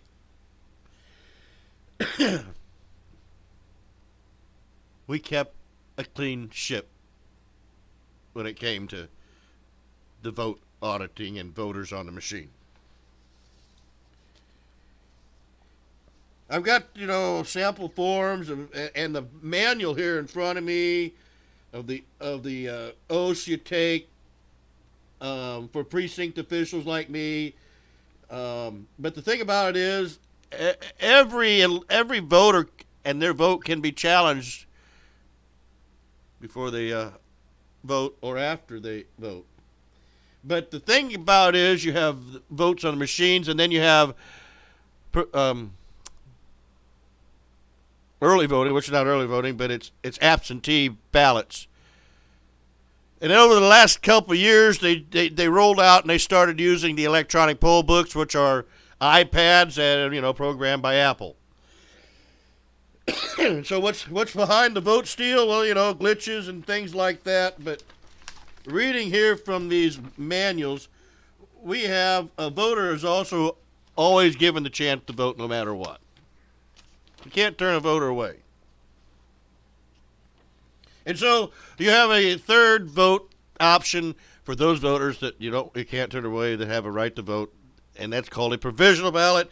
And you may have heard a lot about that in 2020 during this election, of how many millions of provisional ballots seemed out of whack with me, because obviously when you work a precinct and you look at the poll books and you see, well, let's example of the 3 precincts that I ran, you had an average of 3,000 voters on the poll books.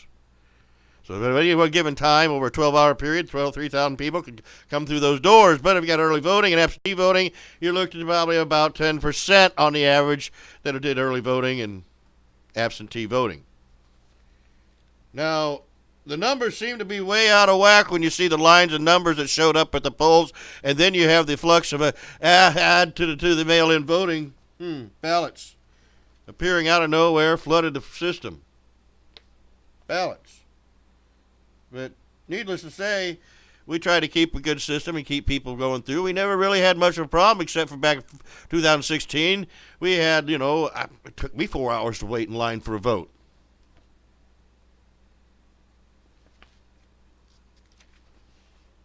But once again, the provisional ballot is not necessarily one that can be counted, and that's the ones that can be challenged by the election board, whether or not it's a valid or legal or illegal vote. And most of the time, those votes aren't credible. They do not match the credentials needed for a vote to be cast, and most provisional ballots are thrown out and tossed out because of the fact they don't meet the scientific criteria that registered voters have when they register their votes. So if you're unregistered, you don't have a valid ID, or you want to, play the game and push the system, that's why you have, Stacey Abrams in Georgia pushing this game and envelope causing it voter suppression because you don't count those provisional ballot votes. So that's how votes have been overthrown in Georgia, because the provisional ballot system had been tested to its limits. But needless to say, that's not the problem we need to address. It's called Y2K20, and all this stuff, electronic voting and shit like that, excuse my language, shows why. Well, why we have so many flipping glitches in 2020. Was it Y2K20? 20 years later, that conspiracy we thought about, well, hey, could it actually affect the election? Huh. The Pima County Elections Department is resolving what they call ballot anomalies that have affected 2 local propositions. News 4 Tucson's Ali Potter joins us live right now to tell us how this all came about and if you should be concerned about your vote. Ali. John, Amanda, integrity during the election is obviously very important, and the Pima County Elections Department wants to make sure that your vote is counted. A software glitch, as they're kind of thinking in Green Valley, actually happened. It affected some propositions. Actually, it would help the Green Valley Fire District. With the hopes of getting some needed infrastructure that we have here. We had quite a few capital projects listed on there. With a heavy emphasis on protecting our firefighters. On election night, the results seem to be in the fire district's favor. As a matter of fact, we kind of was declared the winner with a pretty dramatic win percentage up in the high 90s. But the next day, something didn't seem right with Chief Chuck Wonder. The numbers appeared skewed to me. Based on the limited number of votes, I knew we had a much larger participation level, and that those numbers looked odd. There's around 30,000 registered voters in Green Valley. The results showed the bond passing with nearly 98% approval, 3,595 to 78 votes. But that wasn't the only issue. Prop 484, a budget override for Continental Elementary School District, showed only 301 votes. We have the paper ballots that actually show the voter intent on those propositions and can count them by hand if need to, and that's what we've been doing for the past several days. I also checked in with the school district for their thoughts on the ballot glitch. And things changing daily and minute by minute, I just thought my first reaction was, of course, there would be a glitch. I asked the elections department if other items on the ballot were affected. With political party observation, we've run a test deck on all of our machines and all of our software, and everything comes out perfect, save for those two propositions. Pima County Elections says an investigation will take place after the election is over. Was it a ballot printing problem and the ovals were in the wrong place? Was it a software problem? Was it something in between? Appreciate the transparency and the diligence and the hard work when you actually see everybody there committed to tallying and to getting the votes recorded is very reassuring. We're cautious.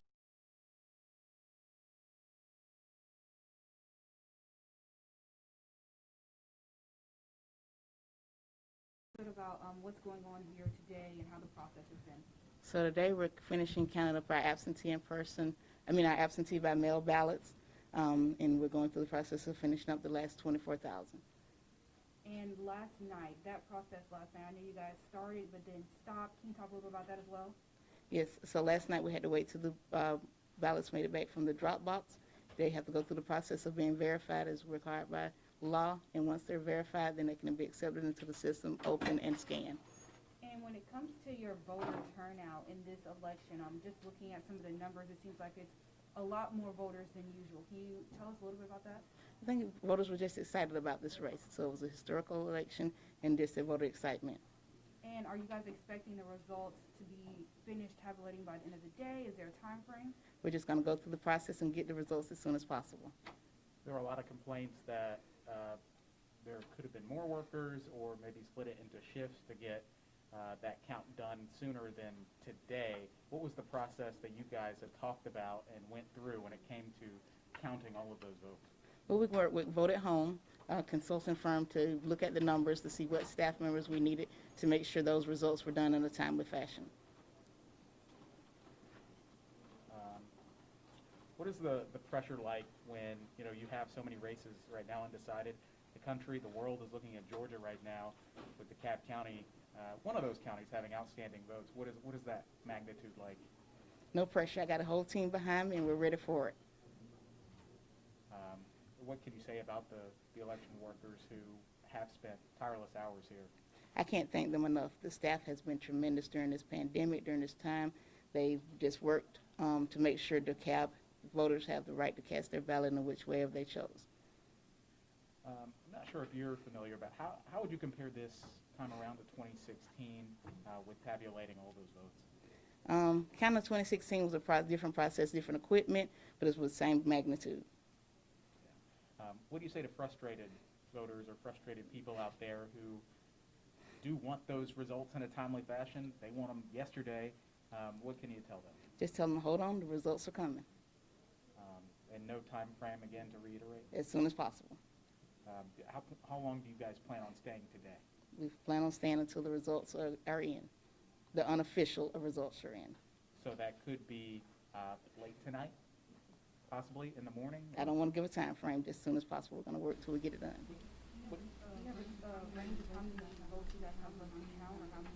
We have 24,000 left to go through. We had about 48,000. We are. What would make it easier for you all to avoid kind of another day after an event like this to count votes? It's just that the process, the drop boxes, which were a good thing for the county, is going to happen in each election because the drop boxes come in, you wait till 7 p.m., you have to follow a process, and it's done in a timely fashion. What's the next step after you finish counting the outstanding absentee information? The next step is to wait until we certify and make the official results on November 13th. Yes, I have a couple of questions. Just give me a moment.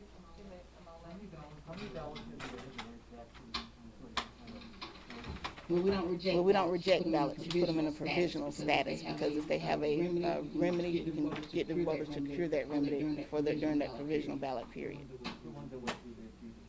I don't have that total in front of me, but they don't get rejected. They just get flagged for the review panel to have to go in and look at those ballots. You're not sure how many? I'm not sure. When would you know that? As of this morning, we had about 940, so that's where we were this morning. Can you walk us through the process a little bit? I'm sorry, we're a little late, but people are down to speak. But can you walk us a little bit through the process so far? Okay, the process so far is we're finishing up the ballots that we received last night from the Dropbox, verifying them. Once they're verified, they're accepted into the system. If they get flagged in additional review, we send out information that's needed. Then we go from there, we take them and we go down and open them up. And then we bring them over to the scanners, our staff scans them. And then if any of those get flagged, the review panel looks at them. And all those that are ready to go through tabulation go through tabulation. Audrey, is there sound good? I just want to make sure it sounds good. And when you talk about the review panel, is 2 Republicans, 2 Democrats that have rights now? No, it's 1 Democrat, 1 Republican, 2 nonpartisan, and a designee of our office. And our designee is only for the tie. And I know he asked this before, but again, we've been getting a lot of calls, a lot of people worried about Georgia. Everyone's watching to see what's going on. What do you want to say to those people who are nervous that, that votes won't get counted properly or anything like that? It is our legal right to make sure all votes are cast, eligible votes are cast, and so we're going to do it. We follow the process to make sure that happens. Okay, and again, any kind of time frame of when? Just as soon as possible. We're following the process. How many right now have been processed? We've processed 24,000, about half of those that we had this morning. Total, we've processed about a little over 79,000 was what we were this morning. You processed 79,000? No, last night. Last night before we left. And how many more do you have? We had 48,000. We're now down to 24,000. But you don't know when you'll have that final? Correct. As soon as possible. There have been problems in other Metro Atlanta counties as far as systems go, glitches. How have you all been able to mainly avoid that issue? We all follow the same process, but we have had no technical issues. I can't speak for other counties, but I just know DeKalb has not had any. So I don't know what issues they had to avoid. So why have things taken so long? We're following the process. The process just takes a little while. We're making sure that we have every eligible voter vote cast as it should be. Did you get an overwhelming amount? We did, but not in comparison to June. It was about the same as we had in June, so we were prepared for the record number of turnout we were going to have. How many people do you have working on this? We have about staff members working on this. I'd say about maybe 100 working on the project. So one more question. When you talk about a ballot being rejected or being flagged, what does that exactly mean? What could be wrong on that ballot, and then what happens? There are several reasons, but the system flags it for the review panel to make their judgment of the voter's intent. No signatures. Signatures are done during the verification process. This is the actual ballot. So what would be a red flag? There are several reasons. An ambiguous mark, something that had the review panel, the ballot just flagged for the review panel to do additional look at it. And then what happens? So say there's a mark on it, it gets flagged, and you look at what happens after? So the voters get the review panel looks at it, and they have to determine the voter's intent. They have to agree on a majority of the voter's intent. So what she's saying is they intend to mark whatever they want to mark on these flagged ballots and put down who they choose that they think the voter wanted to vote for. So, It was a felony at one time to cast a vote for somebody else without their approval, but I guess in Georgia they get to do that. They get to mark down who they think the voter wanted to vote for. So that makes sure their votes get counted. Yeah, I see how that works. Yep, no doubt about it. Oh, and then, of course, maybe her county didn't have glitches, but yeah, she did. Yeah, she did confirm, no doubt about it. She did confirm that Georgia counties had election machine glitches and Y2K errors, Y2K 2020 errors, yeah. But what does, just in layman terms, like, just something that someone sitting at home will understand. What does that mean? So if there's a mark on the ballot, what does it mean when you say intent? Like, what does that mean? They have to make a decision based on a majority of the vote of how they think that voter was meant to mark that ballot. And in the event that they can't make a determination, what happens? Then if they come to a tie, then my designee will make the final choice. My designee will make that. Correct. My designee will make the test to determine who gets that vote. Will it be Biden or Trump? But I designate me as a Biden or Trump. Oh, yeah, we're going to get Biden. That's why we now see, oh, is that electronic fraud, election fraud, voting fraud? How do you put that down when it comes to marking my vote when I turn in my ballot? Because maybe I just want to fuck with you freaking people, just think and say, well, I'll send you my ballot back, but we'll figure it out. Maybe you'll just vote for me because you're a lot smarter than I am. I would always see, yeah, you're a lot smarter than me. You'll make the choice because, hey, maybe I didn't put down the mark right. So you'll make a vote for me. You think we would have answers by Thursday, Wednesday? As soon as possible. We're just working the process. A lot of states are worried about lawsuits, recounts. Georgia, is this county people worried about that at all? No worries as of now. And you're not worried about some of these complaints, some of the time it really takes to get all these ballots counted and certified. Are you? I mean, there are cries everywhere asking, what's going on with Georgia? What's going on with DeKalb County? We're not worried at all. We just follow the process. Just follow the process. We just follow the process. Yeah, we do, don't we? Let's follow this process even further. 18 is continuing to bring you updates on local elections, including right here in Tippecanoe County. News 18's Joe Paul joins us live with an update from the Tippecanoe County Board of Elections.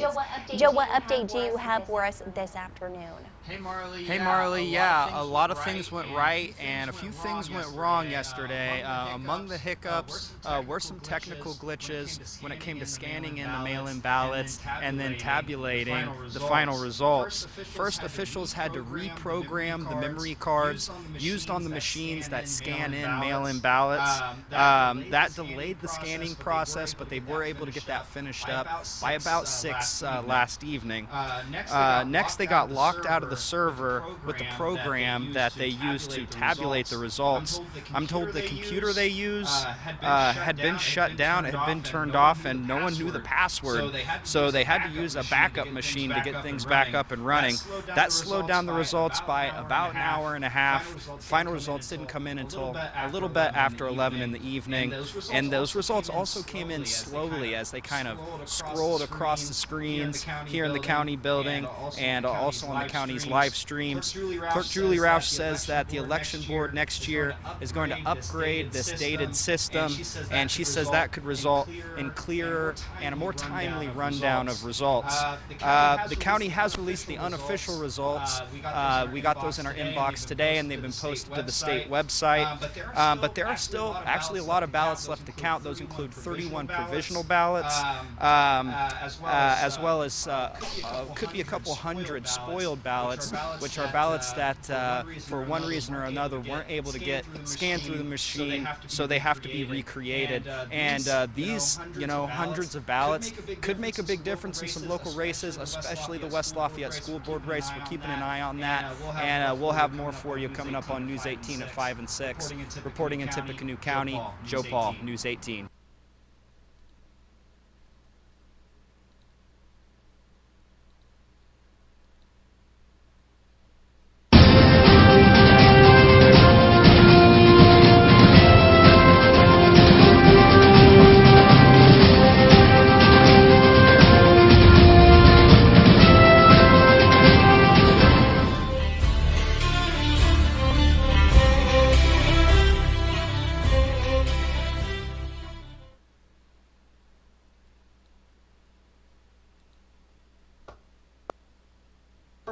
For those following local races in Buchanan County last night, there was about a 2-hour delay in getting vote totals released.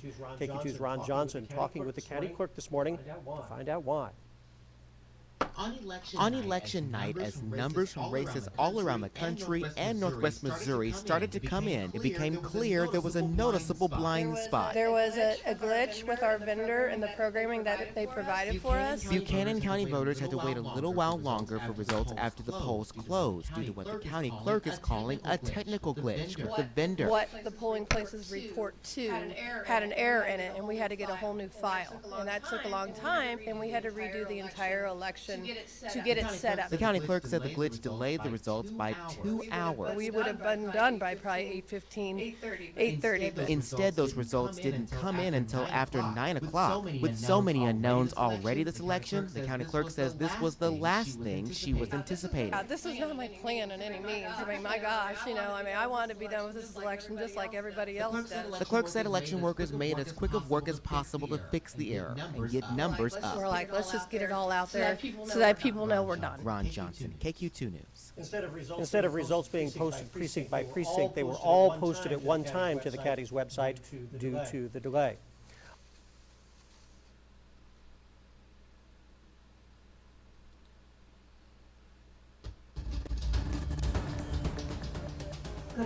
Good afternoon. I'm Deborah Knapp. And I'm Aaron Wright. A candidate in Comal County impacted by a glitch at the polls on Election Day is learning more about what happened with his ballot and more than 200 others. Hill Country reporter Leah Durain shares why he believes a do-over with a special election is unlikely. Matthew Sargent was not able to vote in his own school board race on Election Day. This week, the New Braunfels ISD trustee candidate met with Comal County elections officials who explained what happened. I felt more frustrated than when I got there. He's learning there's not much anyone can do now except be better prepared next election. Officials told Sargent poll pads used to check in voters lost service on Election Day. Once rebooted, the equipment wasn't printing these barcodes poll workers used to pull up ballot styles. The workers were having to manually select which ballot style voters would use. KENS 5 is scheduled to see for ourselves with a demonstration like this next week. In a press release, a county spokesperson said, "This software issue isn't something we could have predicted and trained our staff for." Sargent sent a complaint to the Secretary of State's office, but says it won't change the outcome of the election. The only way I can get a new election or a recount is I have to sue Mr. Tucker. To me, it's not fair for a candidate to bear the burden of a mistake by the county. He wants the state to look at the facts and then act, but he doesn't know if that will happen. We're supposed to trust this voting system, and you come down and find out, oh, the voting system is not fair and equitable, and there's nothing anybody can do except legal action and start suing people, which is just mind-blowing to me that the county or the state can't step in and say, hey, guys, this is not right. We need to fix it. At this point, Sargent does not plan to sue his opponent over the election results. I'm Leah Durain, the KENS 5 Hill Country reporter. The elections coordinator released a spreadsheet this week showing how many voters could have had the wrong ballot style. Today, a county spokesperson confirmed the data is incomplete since workers are still looking through information from the machines. We'll let you know once we get an update on those numbers.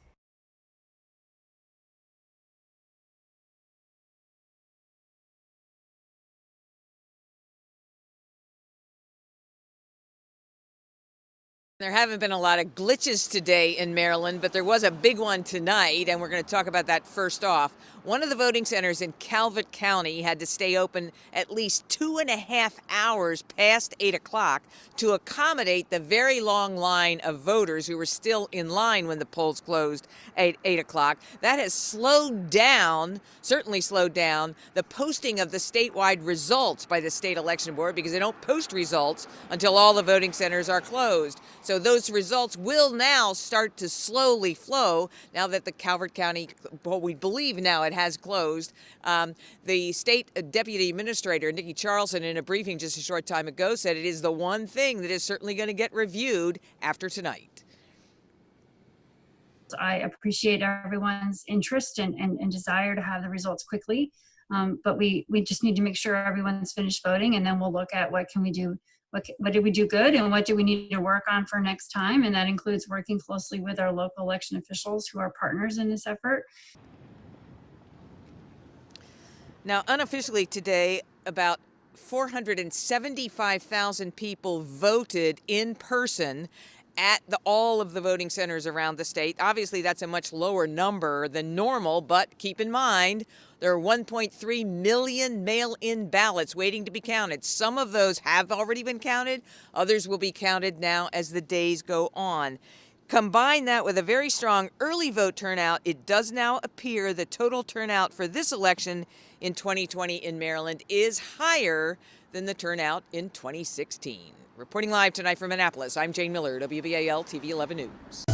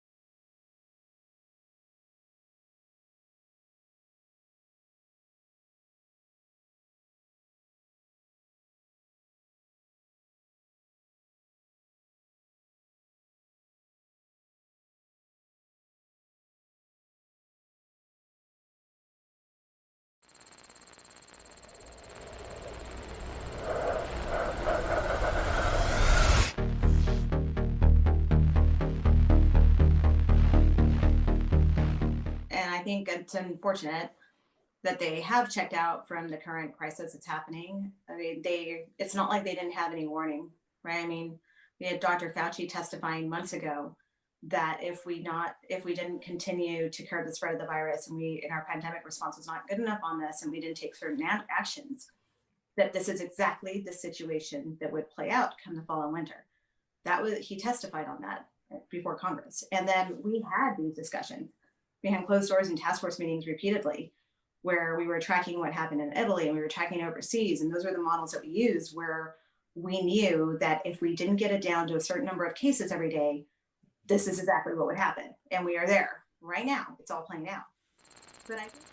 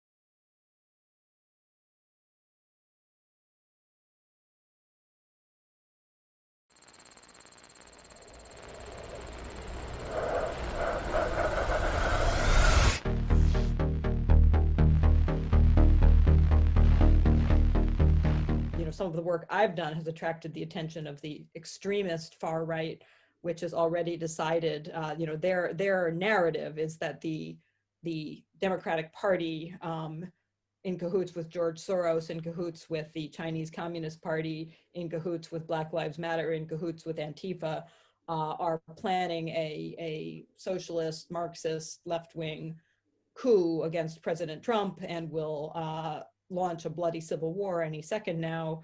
That narrative is nuts, needless to say. It is absolutely batshit crazy and false, but it's being used to sort of whip up a frenzy among extremist right-wingers. And you could see this turning into political violence that is motivated by totally false narratives about insurrection and coup. I think that's the fear. I hope that that's a fear that is purely paranoid and does not go anywhere. But I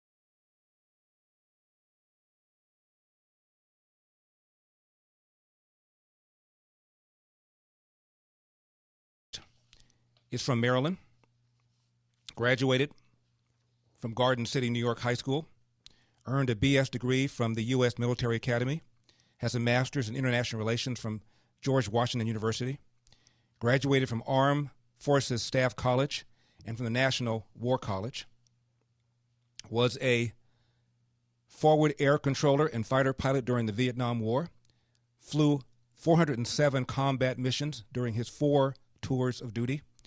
In addition to his Vietnam service, he served overseas in NATO, Pacific Air Forces, as commander of the 11th Air Force in Alaska. Retired in 1994 as an Air Force Lieutenant General who served in top military positions under the Secretary of Defense and the Vice President of the United States. He has more decorations and ribbons than a Macy's Day Christmas tree.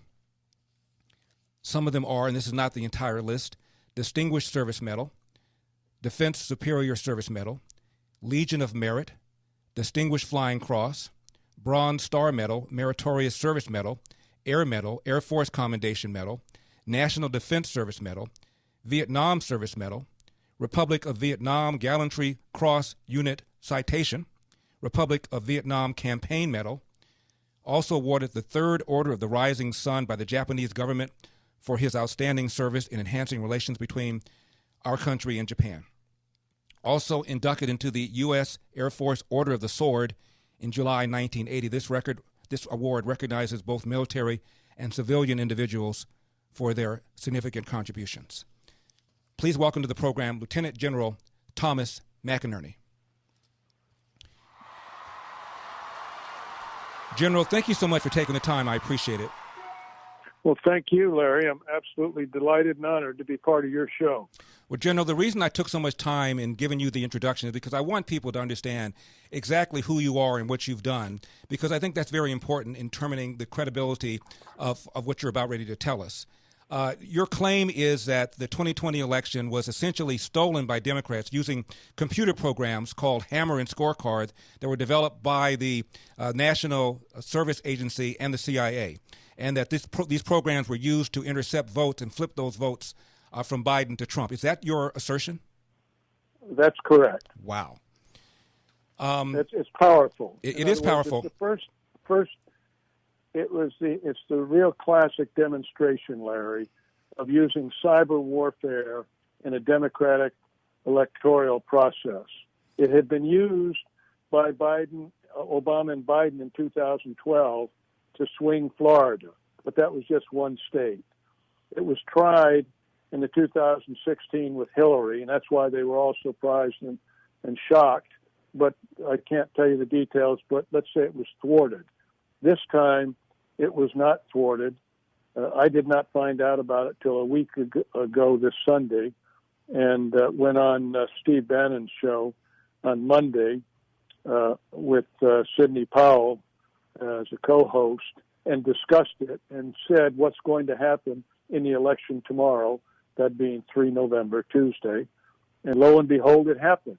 General, before you go on, the entire interview that you did with Steve Bannon, we put it up on my website, LarryElder.com, as well as an article from the Daily Beast. I'm sure you've seen it, completely saying that everything that you've said and the sources that you relied on are wrong and that you're pushing a conspiracy theory. But before you respond to that, I want to say that you probably are aware that 78% of Democrats, according to a Gallup poll, believe not only that the Russians interfered, General, with the election in 2016, but that the Russians literally changed vote tallies.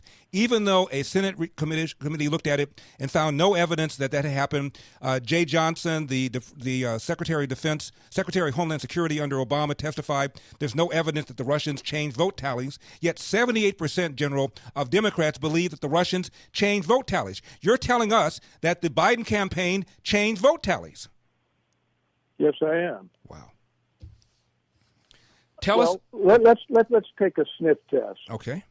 Why don't we say, let's see, we all know what Biden did to campaign. He had probably the largest group he ever had, may have been 20 people with 20 cars blowing horns. He stayed in the basement most of the time. He never gave a press conference that was an hour long and that took tough questions. And all those things he did, and then he wins with a larger voted number than Barack Obama. That doesn't pass the sniff test, does it? Tell us about these programs. Hammer, Scorecard. You said they were used by the Obama administration and used again in 2016 unsuccessfly? Yes. Okay. 2 weeks after President Obama took over on the 3rd of February, 2009. 9. Yeah. He moved Hammer, which was a CIA program that was used for anti-terrorism, going after radical Islamists. And we call it a SIGINT, Larry, in the vernacular, a signals intelligence program.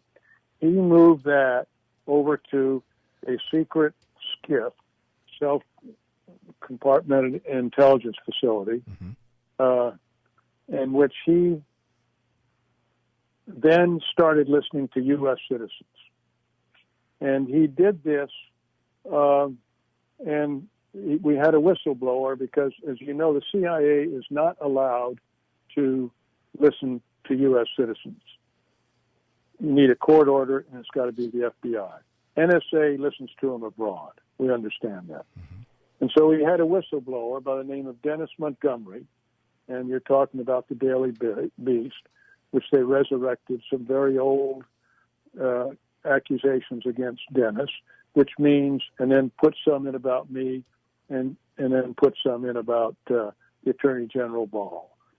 Now, when you start getting this kind of publicity by the Daily Beast and others, and it'll get to the New York Times and the Washington Post, it means you're on to something, Larry. It means they have started a counter program against you to discredit you. Okay, General, let's hold it right here for now. We're going to take a break. We come back. I want you to explain exactly what these computer programs are. You claim that the Biden administration used it in 2009 in January. The Obama administration, and the Obama administration used it again in 2012, and that the Biden administration used these programs this year in order to influence, in order to change votes from Donald Trump to Joe Biden. And we come back, Lieutenant General Tom McInerney will explain exactly how this happened. 888-971-SAGE, 888-971-7243. My guest claims that the 2020 election was stolen by Democrats using computer programs called Hammer and Scorecard, developed by and for the National Security Agency and the CIA. And my guest argues that it was used to intercept the vote and flip votes to Biden from Trump. General Tom McInerney is my guest. General, before we go on and before you lay out exactly what you think happened in 2020, a number of people, of course, are going to have questions. What's your party affiliation? I'm a Republican. Mm-hmm. And you served under both Republican and Democratic administrations? Absolutely. In active duty as the number 3 man in the Air Staff, I served under the Bush administration and then the Clinton. Prior to that, that was at a 3-star level, and that's when I was working directly for the Vice President on his reinventing government, as well as the number 3 man in the Air Force. So, and prior to that, and the change of previous administrations, Larry, it goes back so long ago, I can't remember what it was, but I remember when it changed, and nothing changed in the bureaucracy. I point that out. Now that's different. The swamp does very different things than I'm used to. You have retained your top secret clearance? Yes. And when the head of U.S. Cybersecurity and Infrastructure Security Agency calls your claim, quote, nonsense, close quote, your reaction is what? Well, has he listened to what the facts are? Now, look, this is a very restricted program, and it's a SAP program, which is Special Access Program, and not many people know about it.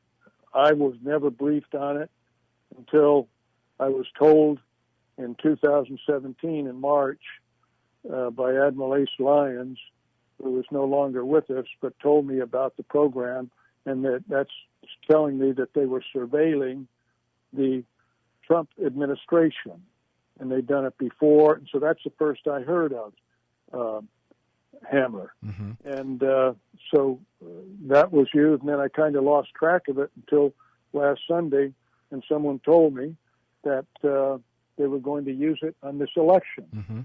And they had a new application. For our listeners, let's assume that they think that Hammer is like your iPhone, and on it you have applications, apps like on your iPhone. Well, Scorecard is an application that works votes and keeps them within 3%, and you shift from one person to the other. So they put this at what they call the transfer points. When the votes come in state elections from the voting polls, and they go up to the Secretary of State, and they have different computer setups, but they call them transfer points for state elections.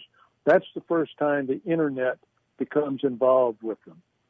Except I'm now finding out that some polling booths are hooked up to the internet in Texas and some other places. But in any case, in general, they aren't. So it's difficult to get to them until they get to the transfer points. That's where, like on Michigan, at 0400 in the morning, on the 4th of November, 138,000 votes showed up for Joe Biden. And all of a sudden, out of the blue, and then 2 other states got, I think, Wisconsin and maybe Pennsylvania got a slug at that exact same time. Now, what needs to be done, Larry, is to look at the forensics of the number of votes that President Trump had and that Biden had manually, and then they went to the transfer points, and then look at the votes that came out of the transfer points. You can see on some television programs, people have shown how in front of your eyes, within a split second, the votes change between Trump and Biden. But so we're starting to get in that analytics, and people are starting to look at it. They're starting to understand it. Okay, General, let's leave it right there for now. We're going to take another break. My guest is General Tom McInerney. You hear his assertion that a computer program was used by the Biden camp to change votes from Trump to Biden. My question is, the Obama-Biden team has not been in the White House in 4 years. So who gave the authority? How did an out-of-power Biden campaign somehow get people to engage in this kind of voter fraud? We'll talk to General Tom McInerney about all of that in just a second. 888-971-SAGE. My guest is retired U.S. Air Force Lieutenant General Thomas McInerney, who served in top military positions under the Secretary of Defense and the Vice President of the United States. General, does the Trump administration know about these programs, and why hasn't the Trump administration said something about them? That's a very good question. I don't know. I know when I went on Steve Bannon on Monday that was hoping to warn them. I'm not connected with the administration at all, and for certain reasons, I haven't gotten into the Pentagon lately, and so I don't know if they are aware of them. I think they're aware of them because it's a SAP, Special Access Program. Mm-hmm. It's very restricted, and so I suspect there are very few people that are fully knowledgeable of this program. And General, that means there are very few people that could do this. So can you name names? Can you tell us who did this? Well, I don't know who did it, and because they had to take this program out of government control when they left. You asked a good question as we were closing out the last segment, Larry. And someone did that. Now, I don't know how they did it, but the CIA has very clever ways of doing things, and they could have said they retired or whatever. But the Democratic Party controls it. I was told on Monday night that the DNC, for instance, was operating the system to a degree. And there are other things, but specifically, it wasn't a widely known program. Mm-hmm. Most of these signals intelligence programs are not. They're SAP, Special Access Programs. But the easy thing to do, look, I can be criticized and call me a tin hat or whatever you want, but as long as we examine the data, look at the data, we have people that are working with us who alerted us to it, that watch them do this. And so that's why I feel very confident. I communicate with those people, and they were telling me as it was going on what was happening, etc. So I feel once the U.S. government gets in on it, and President Trump should really get involved with this. Mm-hmm. Because he understands this stuff better than most. The bureaucracy will be reading the Daily Beast and saying, "Well, Dennis, hasn't got it, et cetera, et cetera." That's fine if he doesn't have it, but let's see what he's got. Let's see the numbers that come out once you do what I just said. Do an audit of the numbers for Biden, the numbers for President Trump that go to each Secretary of State, and then that are forwarded from there. That's a fairly easy thing to do, and there are other mechanical things that can be, or technical things that can be done. But look, you're hearing a lot, Larry, of voter fraud. Mm-hmm. You hear about the mail-in ballots. You don't hear about the absentee ballots because the absentee ballots have a chain of control. You know who you mailed it to, you know the name that's coming back on it, someone has co-signed it, etc. So you have control there. And the mail-in ballots, all the Democrat governors wanted that. And we're finding large numbers of those batch ones that are not valid. Timestamps in Philadelphia and Pennsylvania, etc.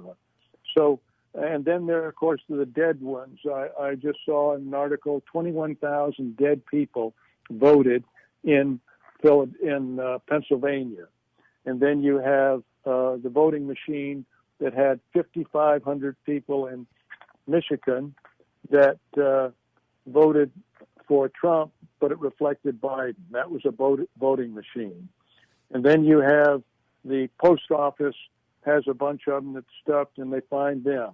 Now you have all these different degrees of voter fraud, but the real crown jewel, the keystone, is the cyber warfare. Mm-hmm. That's where the numbers will be big.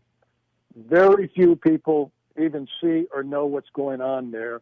We're talking a handful of people know that. And you don't have the problems of people coming forward like they're doing now, saying they wouldn't give me the right ballot, or my ballot they gave me didn't have Trump's name on it. All these other different fraudulent concerns that we see and that are coming forward, people are reporting. But keep your eye on the prize, and that's the cyber warfare. My guess is Lieutenant General Thomas McInerney. He's retired Air Force Lieutenant General and served, as I mentioned, in top military positions under both Republican and Democrat presidents. General, I think you told Steve Bannon that the programs we're talking about, Hammer and Scorecard, changed up to 3% of the vote. Correct. That's in other words, they don't want to. They want to do it subtly. Mm-hmm. They don't want to have 10 or 20% that would be way out of line, and they've got to do it in real time. Remember, so they're reading how many votes come in for each, and then they're computing how they have to change those numbers that come through. Okay, General, we're going to take another break, General. When we come back, I want to ask you about Dennis Montgomery. He is the man who developed these programs, Hammer and Scorecard. And as you pointed out, as I mentioned, he's been completely trashed in the article by the Daily Beast. But I want to ask you about him. Is he still around? Where is he? Is he speaking? My guest, again, Lieutenant General Thomas McInerney. Long, distinguished record. And is making a allegation that even the Trump administration, at least so far, has not yet made. More when we come back with the General. My last few minutes with my guest, Lieutenant General Thomas McInerney, who, by the way, wrote a book called Endgame, The Blueprint for Victory in the War on Terror, written in 2004, describes a super secret weapon that is intended to neutralize nuclear weapons. General Thomas McInerney, can you tell us about Dennis Montgomery, who he is? Dennis is a CIA contractor. In other words, he had his own company, but under contract with CIA when he developed this program in 2003 to go after terrorists. He became a whistleblower once it was moved out of the CIA, and he saw what they were doing, who they were listening to, U.S. citizens, Supreme Court justices, etc. And he became a whistleblower, and he turned over a whole host of tapes as a whistleblower to the FBI and the Department of Justice. So in that, the FBI General Counsel at that time was James Baker, who is now the Twitter General Counsel. Surprise. James Baker, but he turned them over to them and to the U.S. Attorney, Assistant U.S. Attorney Deborah Curtis in August, in 2015, December. So he is. I can't tell you where he's located now, and that's not important. He's brilliant. He is a great American patriot. Do you know whether General? Do you know whether he's speaking to the Trump administration? I can't talk about that. Are you speaking to the Trump administration? I can't talk about that, Larry. General, in your opinion, did Joe Biden win this election fair and square? No. Is there enough information, do you think, that will be exposed eventually and in time enough to overturn the election and to award the election to President Trump? Yes. You're anticipating, I take it, major bombshells coming up pretty soon? Yes. Well, General, thank you very much for coming on. Thank you for your service to our country, and thank you so much for taking the time. We really do appreciate it. God bless. Thank you, Larry. God bless you. Wow.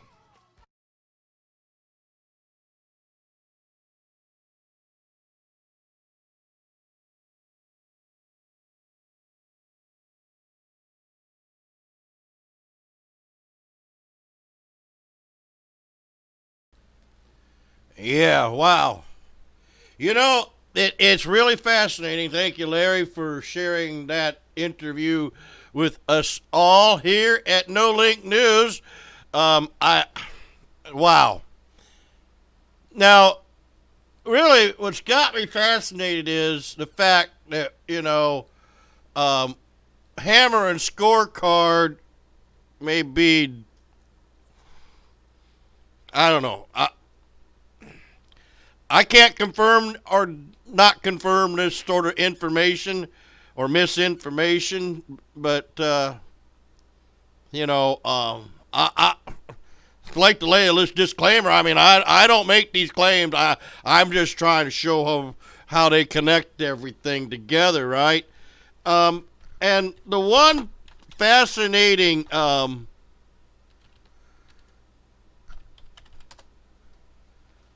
thing that really stood out was the election war game.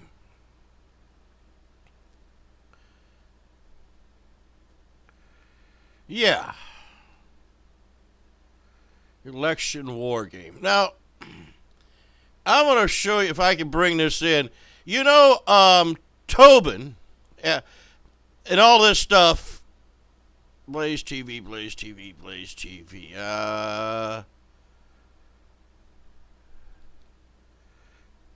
Well, let's go MSNBC. I'm sure fake news, with fake news, we got to, fight it with fake news. Fake news. Fight fake news with fake news. Seriously.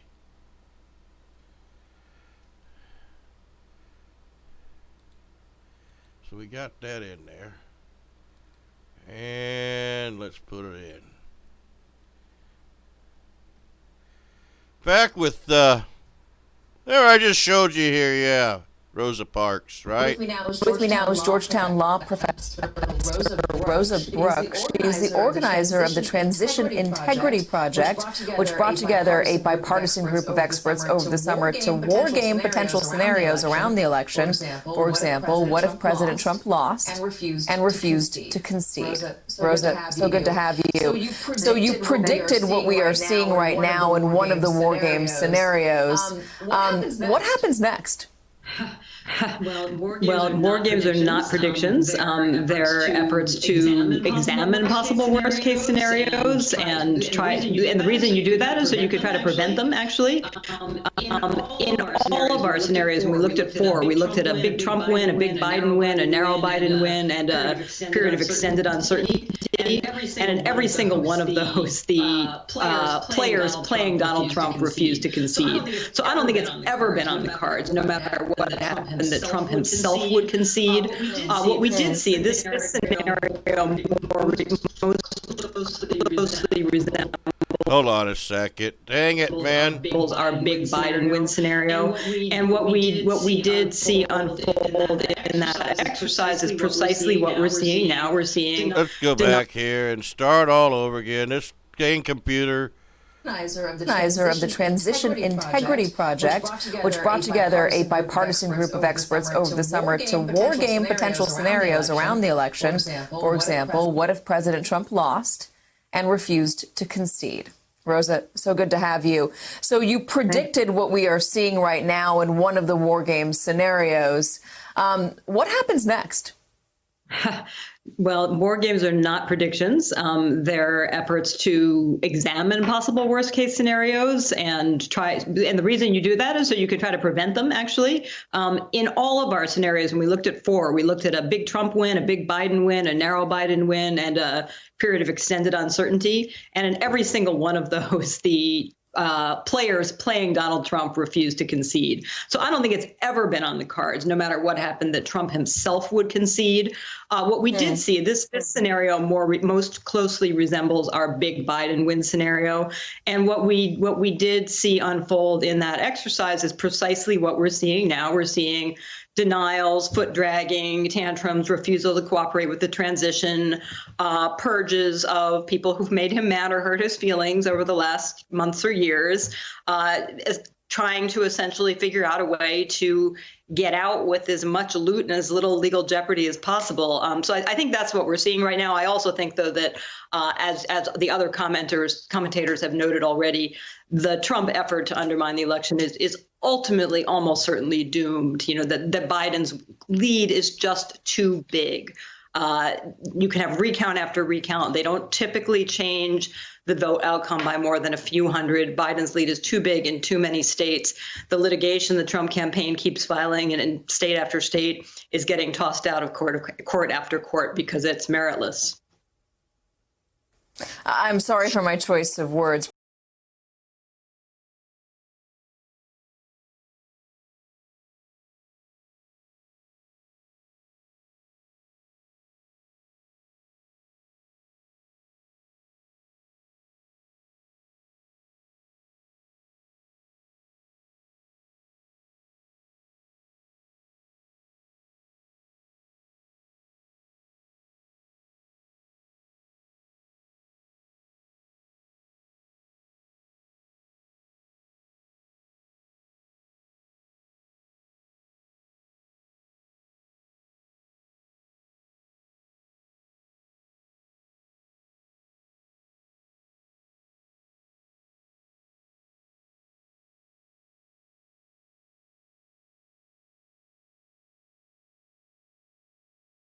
A cautionary tale. Start this morning with a cliche phrase I suspect many people in the media were saying to themselves yesterday, there, but for the grace of God go I. The particular career-killing act we're about to describe isn't something that just anyone would do, but the idea, especially acute in 2020, that you can have an absolutely great career and have that career almost immediately and entirely derailed by a single really stupid act is really chilling.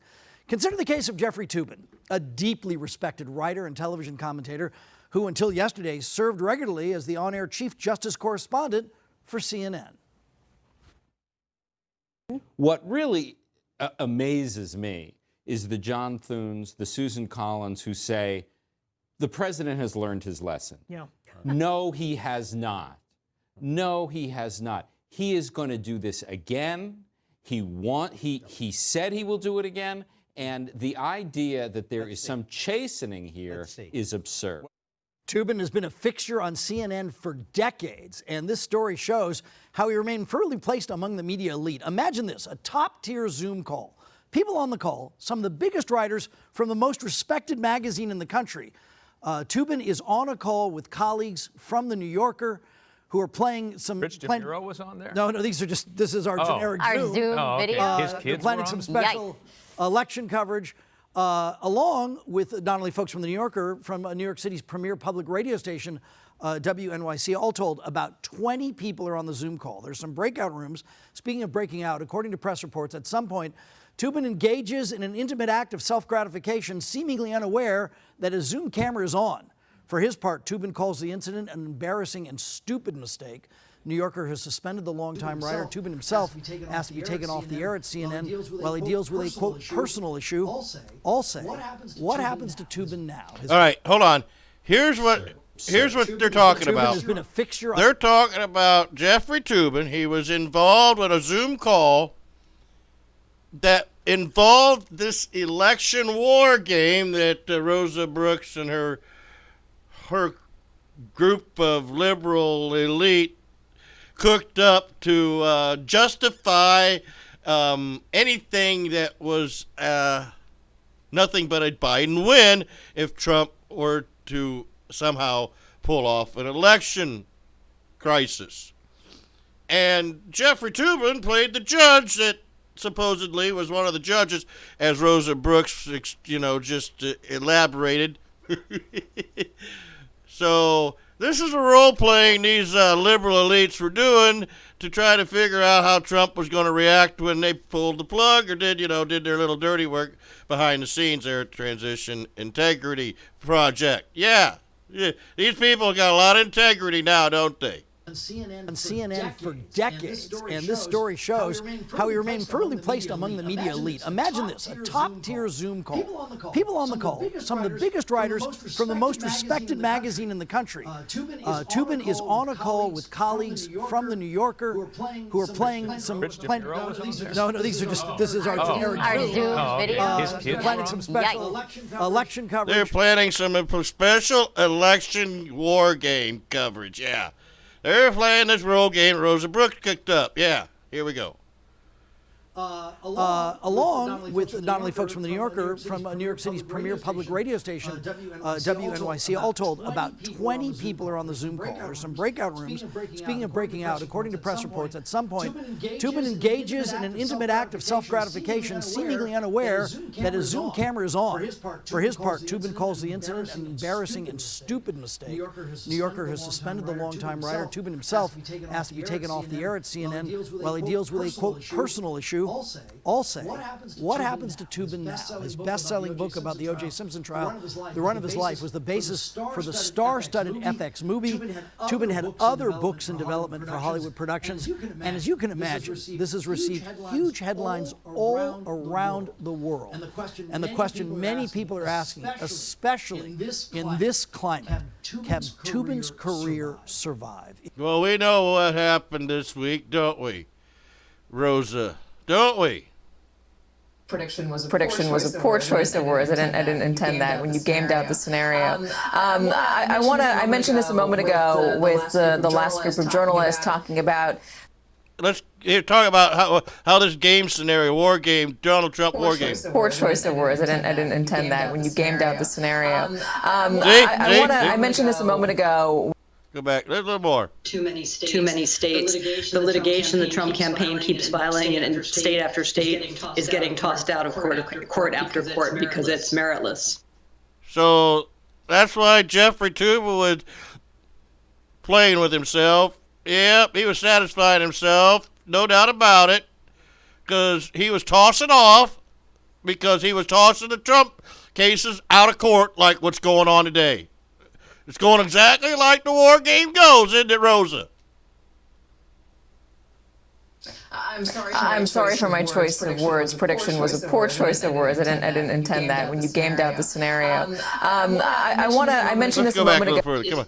Is ultimately almost certainly doomed. You know, that Biden's lead is just too big. You can have recount after recount. They don't typically change the vote outcome by more than a few hundred. Biden's lead is too big in too many states. The litigation the Trump campaign keeps filing, and state after state is getting tossed out of court after court because it's meritless. I'm sorry for my choice of words. Prediction was a poor choice of words. I didn't intend that when you gamed out the scenario. And once again, Jeffrey Toobin was playing the judge. He was tossing off and tossing out the court cases that Trump was filing. Oh, he was having a good old time, wasn't he? And so was Rosa and all them gang, that they get to toss out all them court cases because we've obviously caught them in their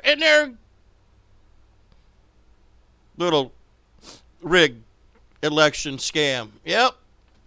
I mentioned this a moment ago with the last group of journalists talking about the John Podesta and Andy Card op-ed about why transitions are a vulnerable time and why they need to be done smoothly. Yeah, why is John Podesta? I think we remember the Podesta emails, don't we, everyone? If you're up to speed with the Clinton, campaign. Yeah. So how is the Clintons all tied into this transition as they move forward and take over power in Washington, D.C., as they plotted out this war game scenario and pushed Trump, and now he's playing the game too. He's just playing what they wanted him to do. He's just being their puppet. You know what I'm saying?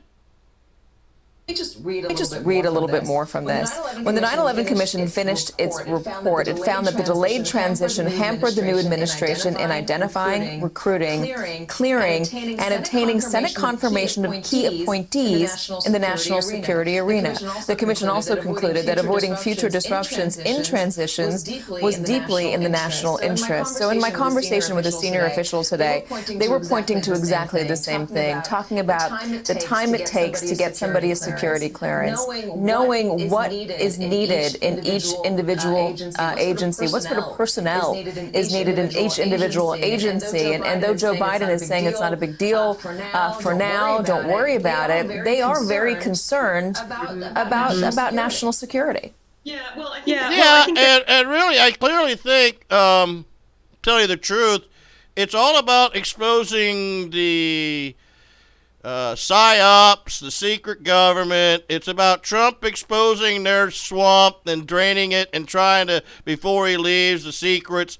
It's all about, just like Kennedy was, assassinated for knowing about and wanting to let the world before he was assassinated know about the aliens, as you seen in the intro. It's what they're getting to. Yeah. Didn't you see that on there? Just a little bit. NBC was sneaking this in subliminally. Let's go back here. Rewind it just a little bit more. Where was this at? Oh, Washington Post. Here we go. Oh, illegal aliens. My fault. Oh, I got that wrong. I'll go back here because obviously I'm not got it all figured out, but you don't want to expose this Majestic 12 like William Cooper did, or you'll end up dead too. Just to give you a warning there, President Trump. The deep state got a lot. You already knew that probably.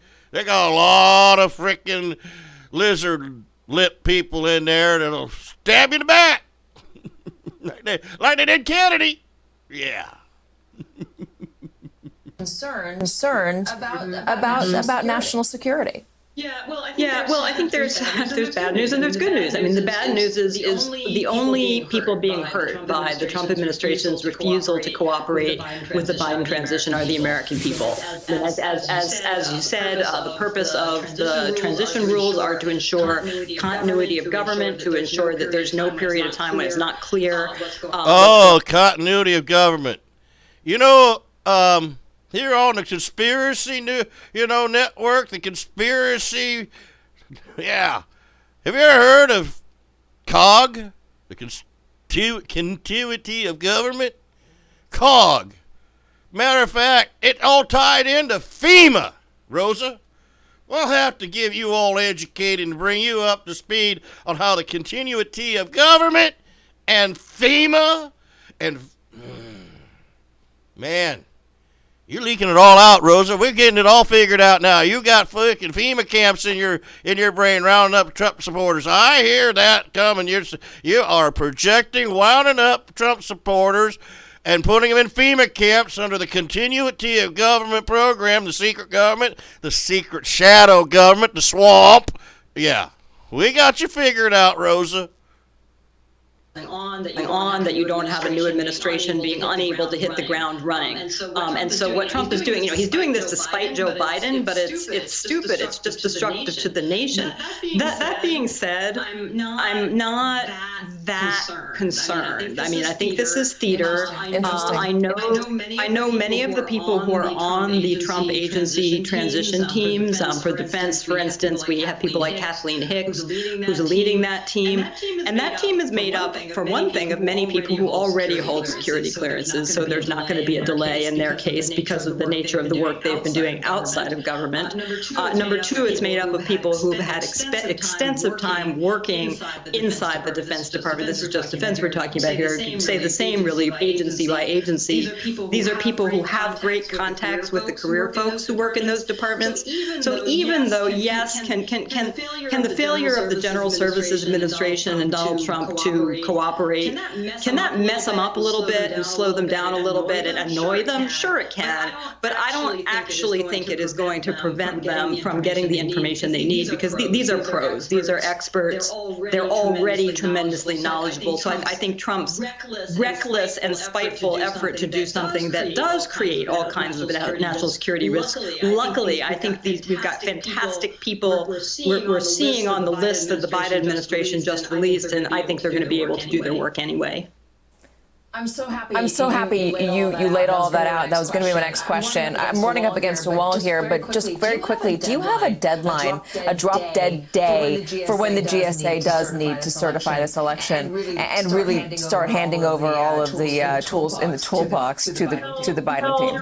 We have. It would be nice for it to be tomorrow, right? It would be nice for it to be yesterday. We have various dates coming up, such as the date in December when states have to, count their electoral votes and so forth. It gets harder and harder, I think, for Team Trump to say, but there's still uncertainty. January 6th is the date that we have a joint session of Congress that essentially says, okay, here's what the votes are, here's who the next president is. So we've got a whole bunch of dates, each of which makes it progressively more difficult to pretend that this election is still up in the air. There's no single date. Sooner is better. Sooner is better. As I said, a week ago is better. But that being said, we've got transition teams, thank goodness, from the president-elect who are all they're not sitting there spinning their wheels. Trust me. I mean, I have contacts and friends who know some of these folks. I know some of these folks. They're already working, and the Trump team can try to slow it down for no good reason, but they're busy already, and they're going to do their darndest to make sure that his reckless actions do not jeopardize the fate of the nation. There you go. Rosa Brooks, it is really great to have. There you go. Will there be a coup to remove Trump before he leaves office in January? Because it sounds like they want to take over illegitimately now, doesn't it? The transition team's like, well, you're in the way, get out of the way. But I'm about ready to say, well, hey, what about Lincoln? Remember? We were all talking about him, weren't we? Lincoln.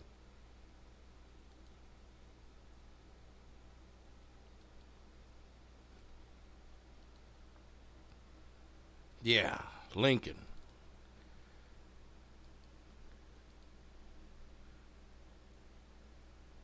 Let's go back to Abe Lincoln since that was on the agenda.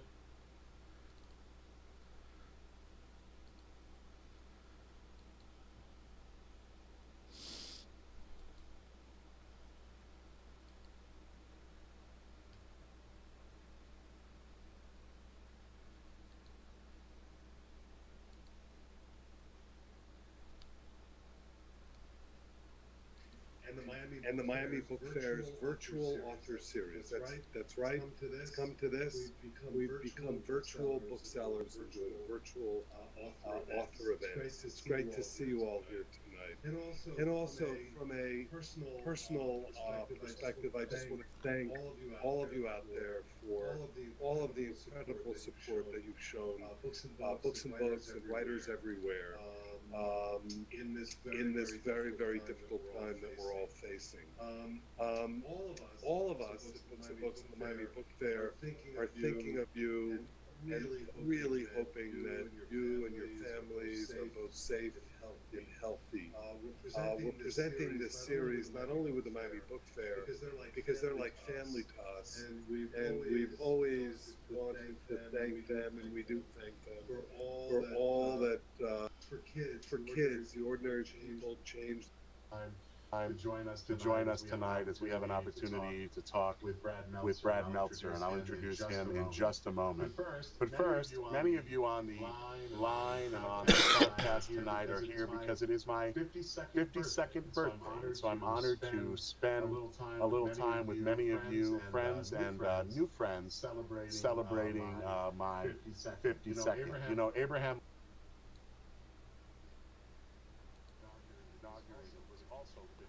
So I feel there's a bit of a personal and cosmic connection. And at Independence Hall is Talking Listeners, where the Declaration was signed. Who is my years ago we had the Chamber of Commerce to welcome Brad Meltzer. Oh, Meltzer, you've done it again. I always sit here and read my own books. Can I just show you? Let me show you the funniest part of all this. Is that I wanted to see what chapter I opened to. You can't make this up. 69. I did. Upside down both ways. Don't think of the dirty way. I know what you're thinking, but I did open to 69. So what do I possibly say? There is no nerdier place to be on a Friday night than where we are right now, right? We could be doing, well, really not much of anything in the world, but nothing is nerdier than Friday night at a bookstore, and this is a bookstore as far as I'm concerned. So I personally would not be anywhere but here. Thank you for showing me that you are as nerdy as myself, and it is proof that I can tell you we're not alone. I know it feels like it. We're all these weird, in our own little kind of huddled down. But just to know that you are out there means a lot to me, and I hope you feel that. Mark Trowbridge, who's our hero tonight, spending his 52nd birthday, he saw all your nerdiness and was like, I want up because it's my birthday. And then he even out-nerded it and said, and Abraham Lincoln was the same age, so he may win on that. But thank you for joining us here tonight, especially because you had to pay to be here tonight. And I know the price of the ticket gets you the book, and I know we'll sign it, and it will be, but let me tell you why it's awesome. Because we are doing one in St. Louis like this next week, and there's another one in Atlanta and Dallas that they're doing, but they all get the signed books that they get are going to be these book plates that are going to be stuck into the thing, and that's nice, and I'm glad we did them. You are the only people in the whole country who will have an actual signed copy of this, because it's going to come to my house on Sunday, and I'm going to write in it to whoever you want me to write to, or just to sign it. You will have the only ones, and usually, you know, I sign all across the country. Not this time. Why? Because our favorite bookstore is always Books and Books, baby. This is it. I wear this shirt all the time. They gave it to me free, and they thought like, oh, that's nice. I wear it all the time. So thank you, and it's my way of saying, Christina and Mitchell, I love you. I love everyone at Books and Books. They know I've been here every single book I've done, every single one, and this is no exception. I thought we'd somehow miss it on this one, but even the virus could not keep us away. So thank you to Books and Books. Thank you to Mark for being the host of the most. He's going to come back. And the reason we also want to Mark here, not just because he is a stunning, amazingly lively, and really funny person. He has a great dry wit. And not because I loved him when I met him all those years ago and we hit it off, but also because we want this to be different. We don't want this to be the standard event. You pay good money for this. We're going to get you the book, but we want it to be a special event. And I brought a couple of surprises also that no one else can see. I don't care what other events I do. They are not going to see what I'm going to show you tonight. I promise you that. Because you know why? Because I had no money when I was growing up, and so I'm spiteful that anyone who does it for free, they are not getting what you are getting right now, period. So I'm very happy about that. So where are we going to go? Let's talk very quickly about the Lincoln conspiracy, because at this point we all know the John Wilkes Booth story. We know how he ended Abraham Lincoln's life and his presidency. This is of course the first secret plot to kill Abraham Lincoln is at the start of his presidency, truly even before it begins. And why does it happen? Because when Abraham Lincoln is going to raise his right hand and become the 16th president of the United States, the only way he can do that is he must take a train. He has to go from his home in Springfield, and then he will go to Washington, D.C. That looks right. But on my screen it looks right. It's probably the backwards way. It's like a weatherman. I'm a weatherman now. But he has to go to Washington, D.C. And the only way to get from Illinois to D.C. is you got to go on any train, no matter which one you take, you got to go through Baltimore. And Baltimore at the time, Maryland, was a slave state. So the plot of the book is very simple. A secret society is planning to kill Abraham Lincoln and ambush him when he comes through Baltimore and in his presidency before it ever begins. And that's the setup, right? But what I think is really interesting is the action, right? Just where it begins. So we open on this train, and it's speeding through the middle of the night. And on this train, there's lots of passengers, but we're focused on, really, there's 4 on there. So one of them, there's a businessman. There's 2 businessmen, I should say. And then there's a woman, and then she's got an invalid brother who's kind of hunched over. None of them are who they say they are. Because one of the businessmen is famed Detective Alan Pinkerton of the Pinkerton Detective Agency, and we're going to talk about him. The woman is Kate Warren, America's first female private eye, and she's amazing. We're going to talk about her. But her so-called brother is not her brother, and he's certainly not an invalid, because that's Abraham Lincoln, and he's wearing a disguise. They put him in disguise, they give him a code name, and I love the fact that they are going on this train, speeding in the middle of the night to avoid this secret society planning to kill him. That is, by the way, I just ruined chapter 1 of the book. You don't even have to read chapter 1. The prologue is done. It is done. I just said it for you, but I just ruined chapter 1 for you. But that's how the book opens. We open on that scene. And Josh Mensch, who is my brother, who you will see, his name is on the cover of this book. And, when you meet someone named Josh Mensch, you got to work with the mensch, right? And those you laughing and getting that joke right now, that joke does not work in Alabama as well as it's working in South Florida. Because in South Florida, in Boca Raton, that joke kills. But Josh Mensch is my co-writer. I met him and loved him, and we've done 2 books now together. We did the first Conspiracy together, and now we're doing the Lincoln Conspiracy together. And Josh and I the reason we love working together is we love, I'll say it this way, you got to find the best parts. And how do you find the best parts to give people for history? And to me, the best parts, it's like the Supreme Court definition of pornography, which is you know when you see it. And for me, we always have, Josh and I have the same best parts. My favorite scene, one in the book, is when Abraham Lincoln's finally told that there's a secret plot to kill him.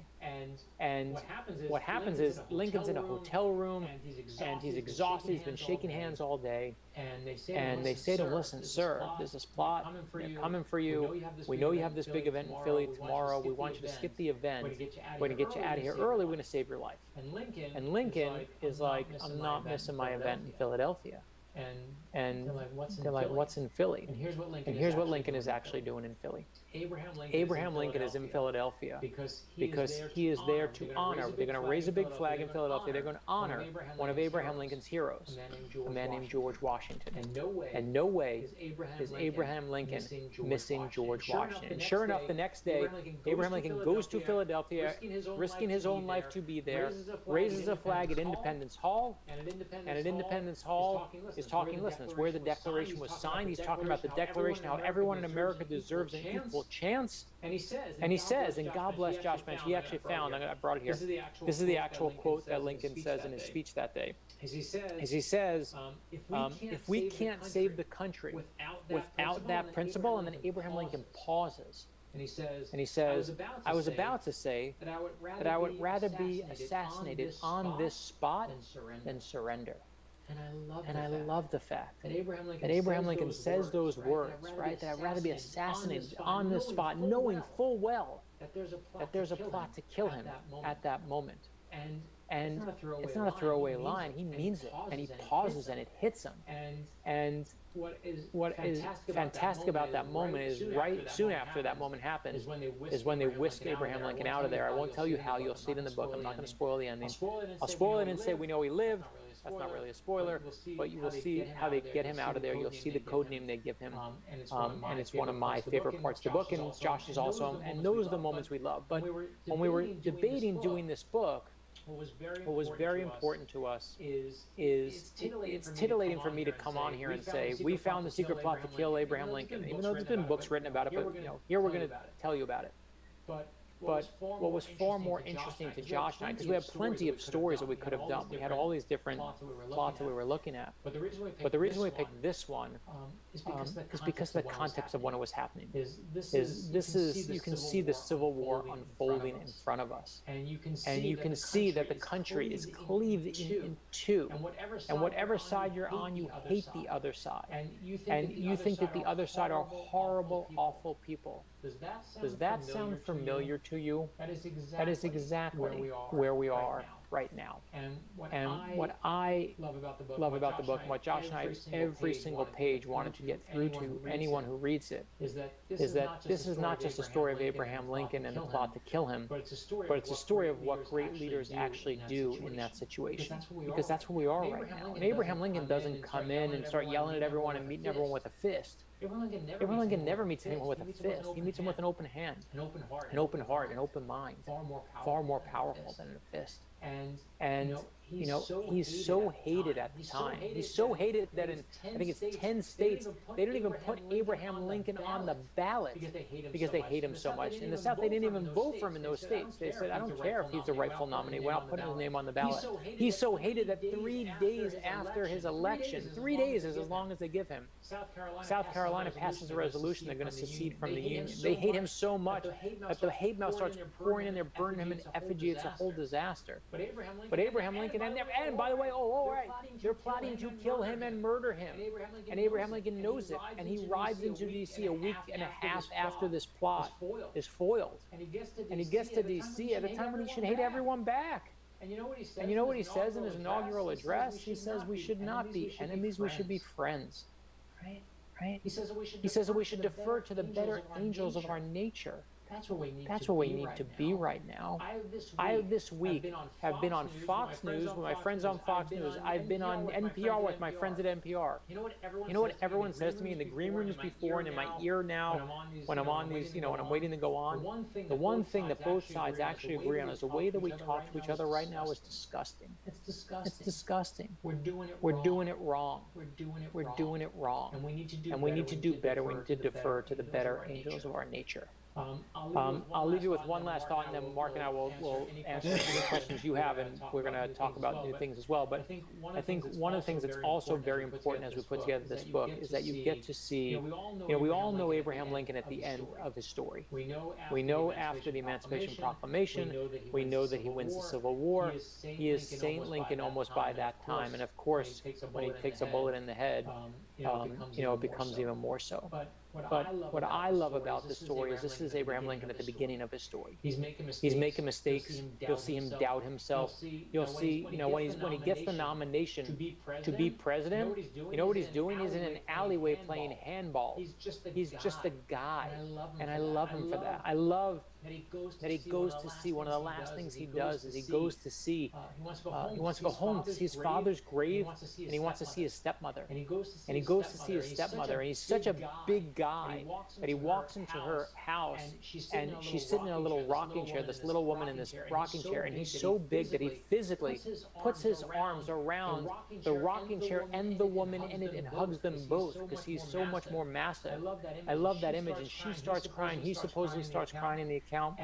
And she then says, when he leaves, I'm worried that he's going to be assassinated. I'm worried I'm never going to see him again. She's absolutely right. But when you see Abraham Lincoln as a human being, I will always say it, and it is, to me, just a core belief of mine. We, right now in America, we build these great statues to our heroes, and then we worship at their feet, and we do them a huge disservice because we are treating them like they're not human beings anymore. And we need to remember they were. Anyone you look up to, whether it's Abraham Lincoln or Rosa Parks or Kate Warren or George Washington, had moments where they were scared and they were terrified, and they didn't know if they could go on, but they continued to march forward. And I hope that this book provides you proof when you see Abraham Lincoln that he's not the perfect person who does everything. They lose the inaugural address. They're so disorganized. Literally, they misplace it. His son misplaces it. But it's proof that Abraham Lincoln, like all of us, we are all terrified, and we are brave, and we are scared, and we are amazing. Some of us all in the same day, some of us all in the same few minutes, especially these days. Look around, right? As we sit in all of our apartments and houses and wherever we are. And I don't think that's a bad thing. I think it's a beautiful thing. It's proof we're all human. So that is kind of the very quick overall arching idea of the book. We're going to bring on Mr. Mark, who I think will magically appear. Watch this. There you go. Abraham Lincoln. If you followed and studied the man, the legend, and where he was born in his home, on a dirt floor, is amazing, isn't it? Somebody could be born in a log cabin and one day become the most powerful man on the planet.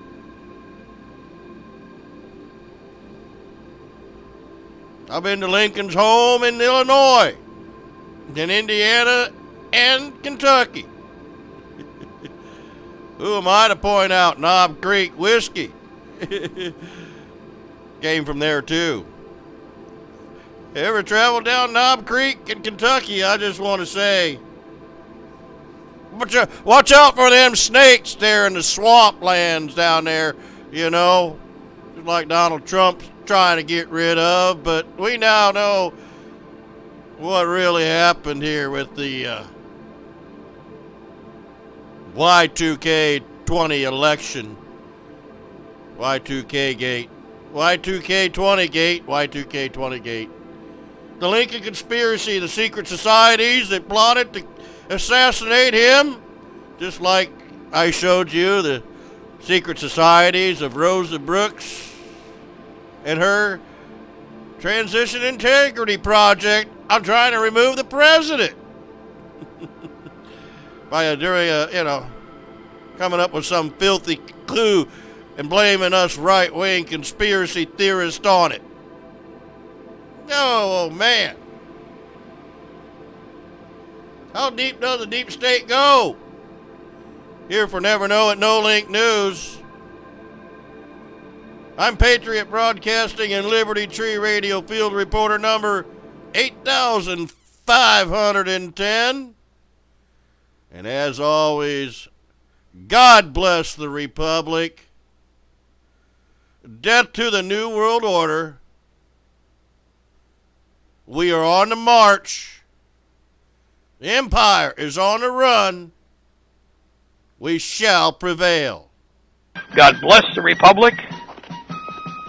Yes, to the New World Order. We shall prevail, ladies and gentlemen. The empire is on the run. And we are on the march, day and night. Hoorah. Thank you, gentlemen. Guys, we'll be back at 8 o'clock. Meanwhile, BC coming up next. Don't you touch that dial, because we got a lot more live radio on Liberty Tree Radio. Plant the seed in our homeland, boys. Let it grow where all can see. Feed it with our devotion, boys. Call it the Liberty Tree. It's a tall old tree and a strong old tree. And we are the sons, yes, we are the sons of liberty. Save it from the storm, boys. Water down its roots, and the sun will always shine on the old Liberty Tree. It's a tall old tree and a strong old tree. And we are the sons, yes, we are the sons of liberty. March along with the piper, boys. We were born forever free. Let's go pay the piper, boys, beneath the Liberty Tree. It's a tall old tree and a strong old tree. And we are the sons, yes, we are the sons of liberty. Pay the price they're asking, boys. Always pay the tyrant's fee. Never.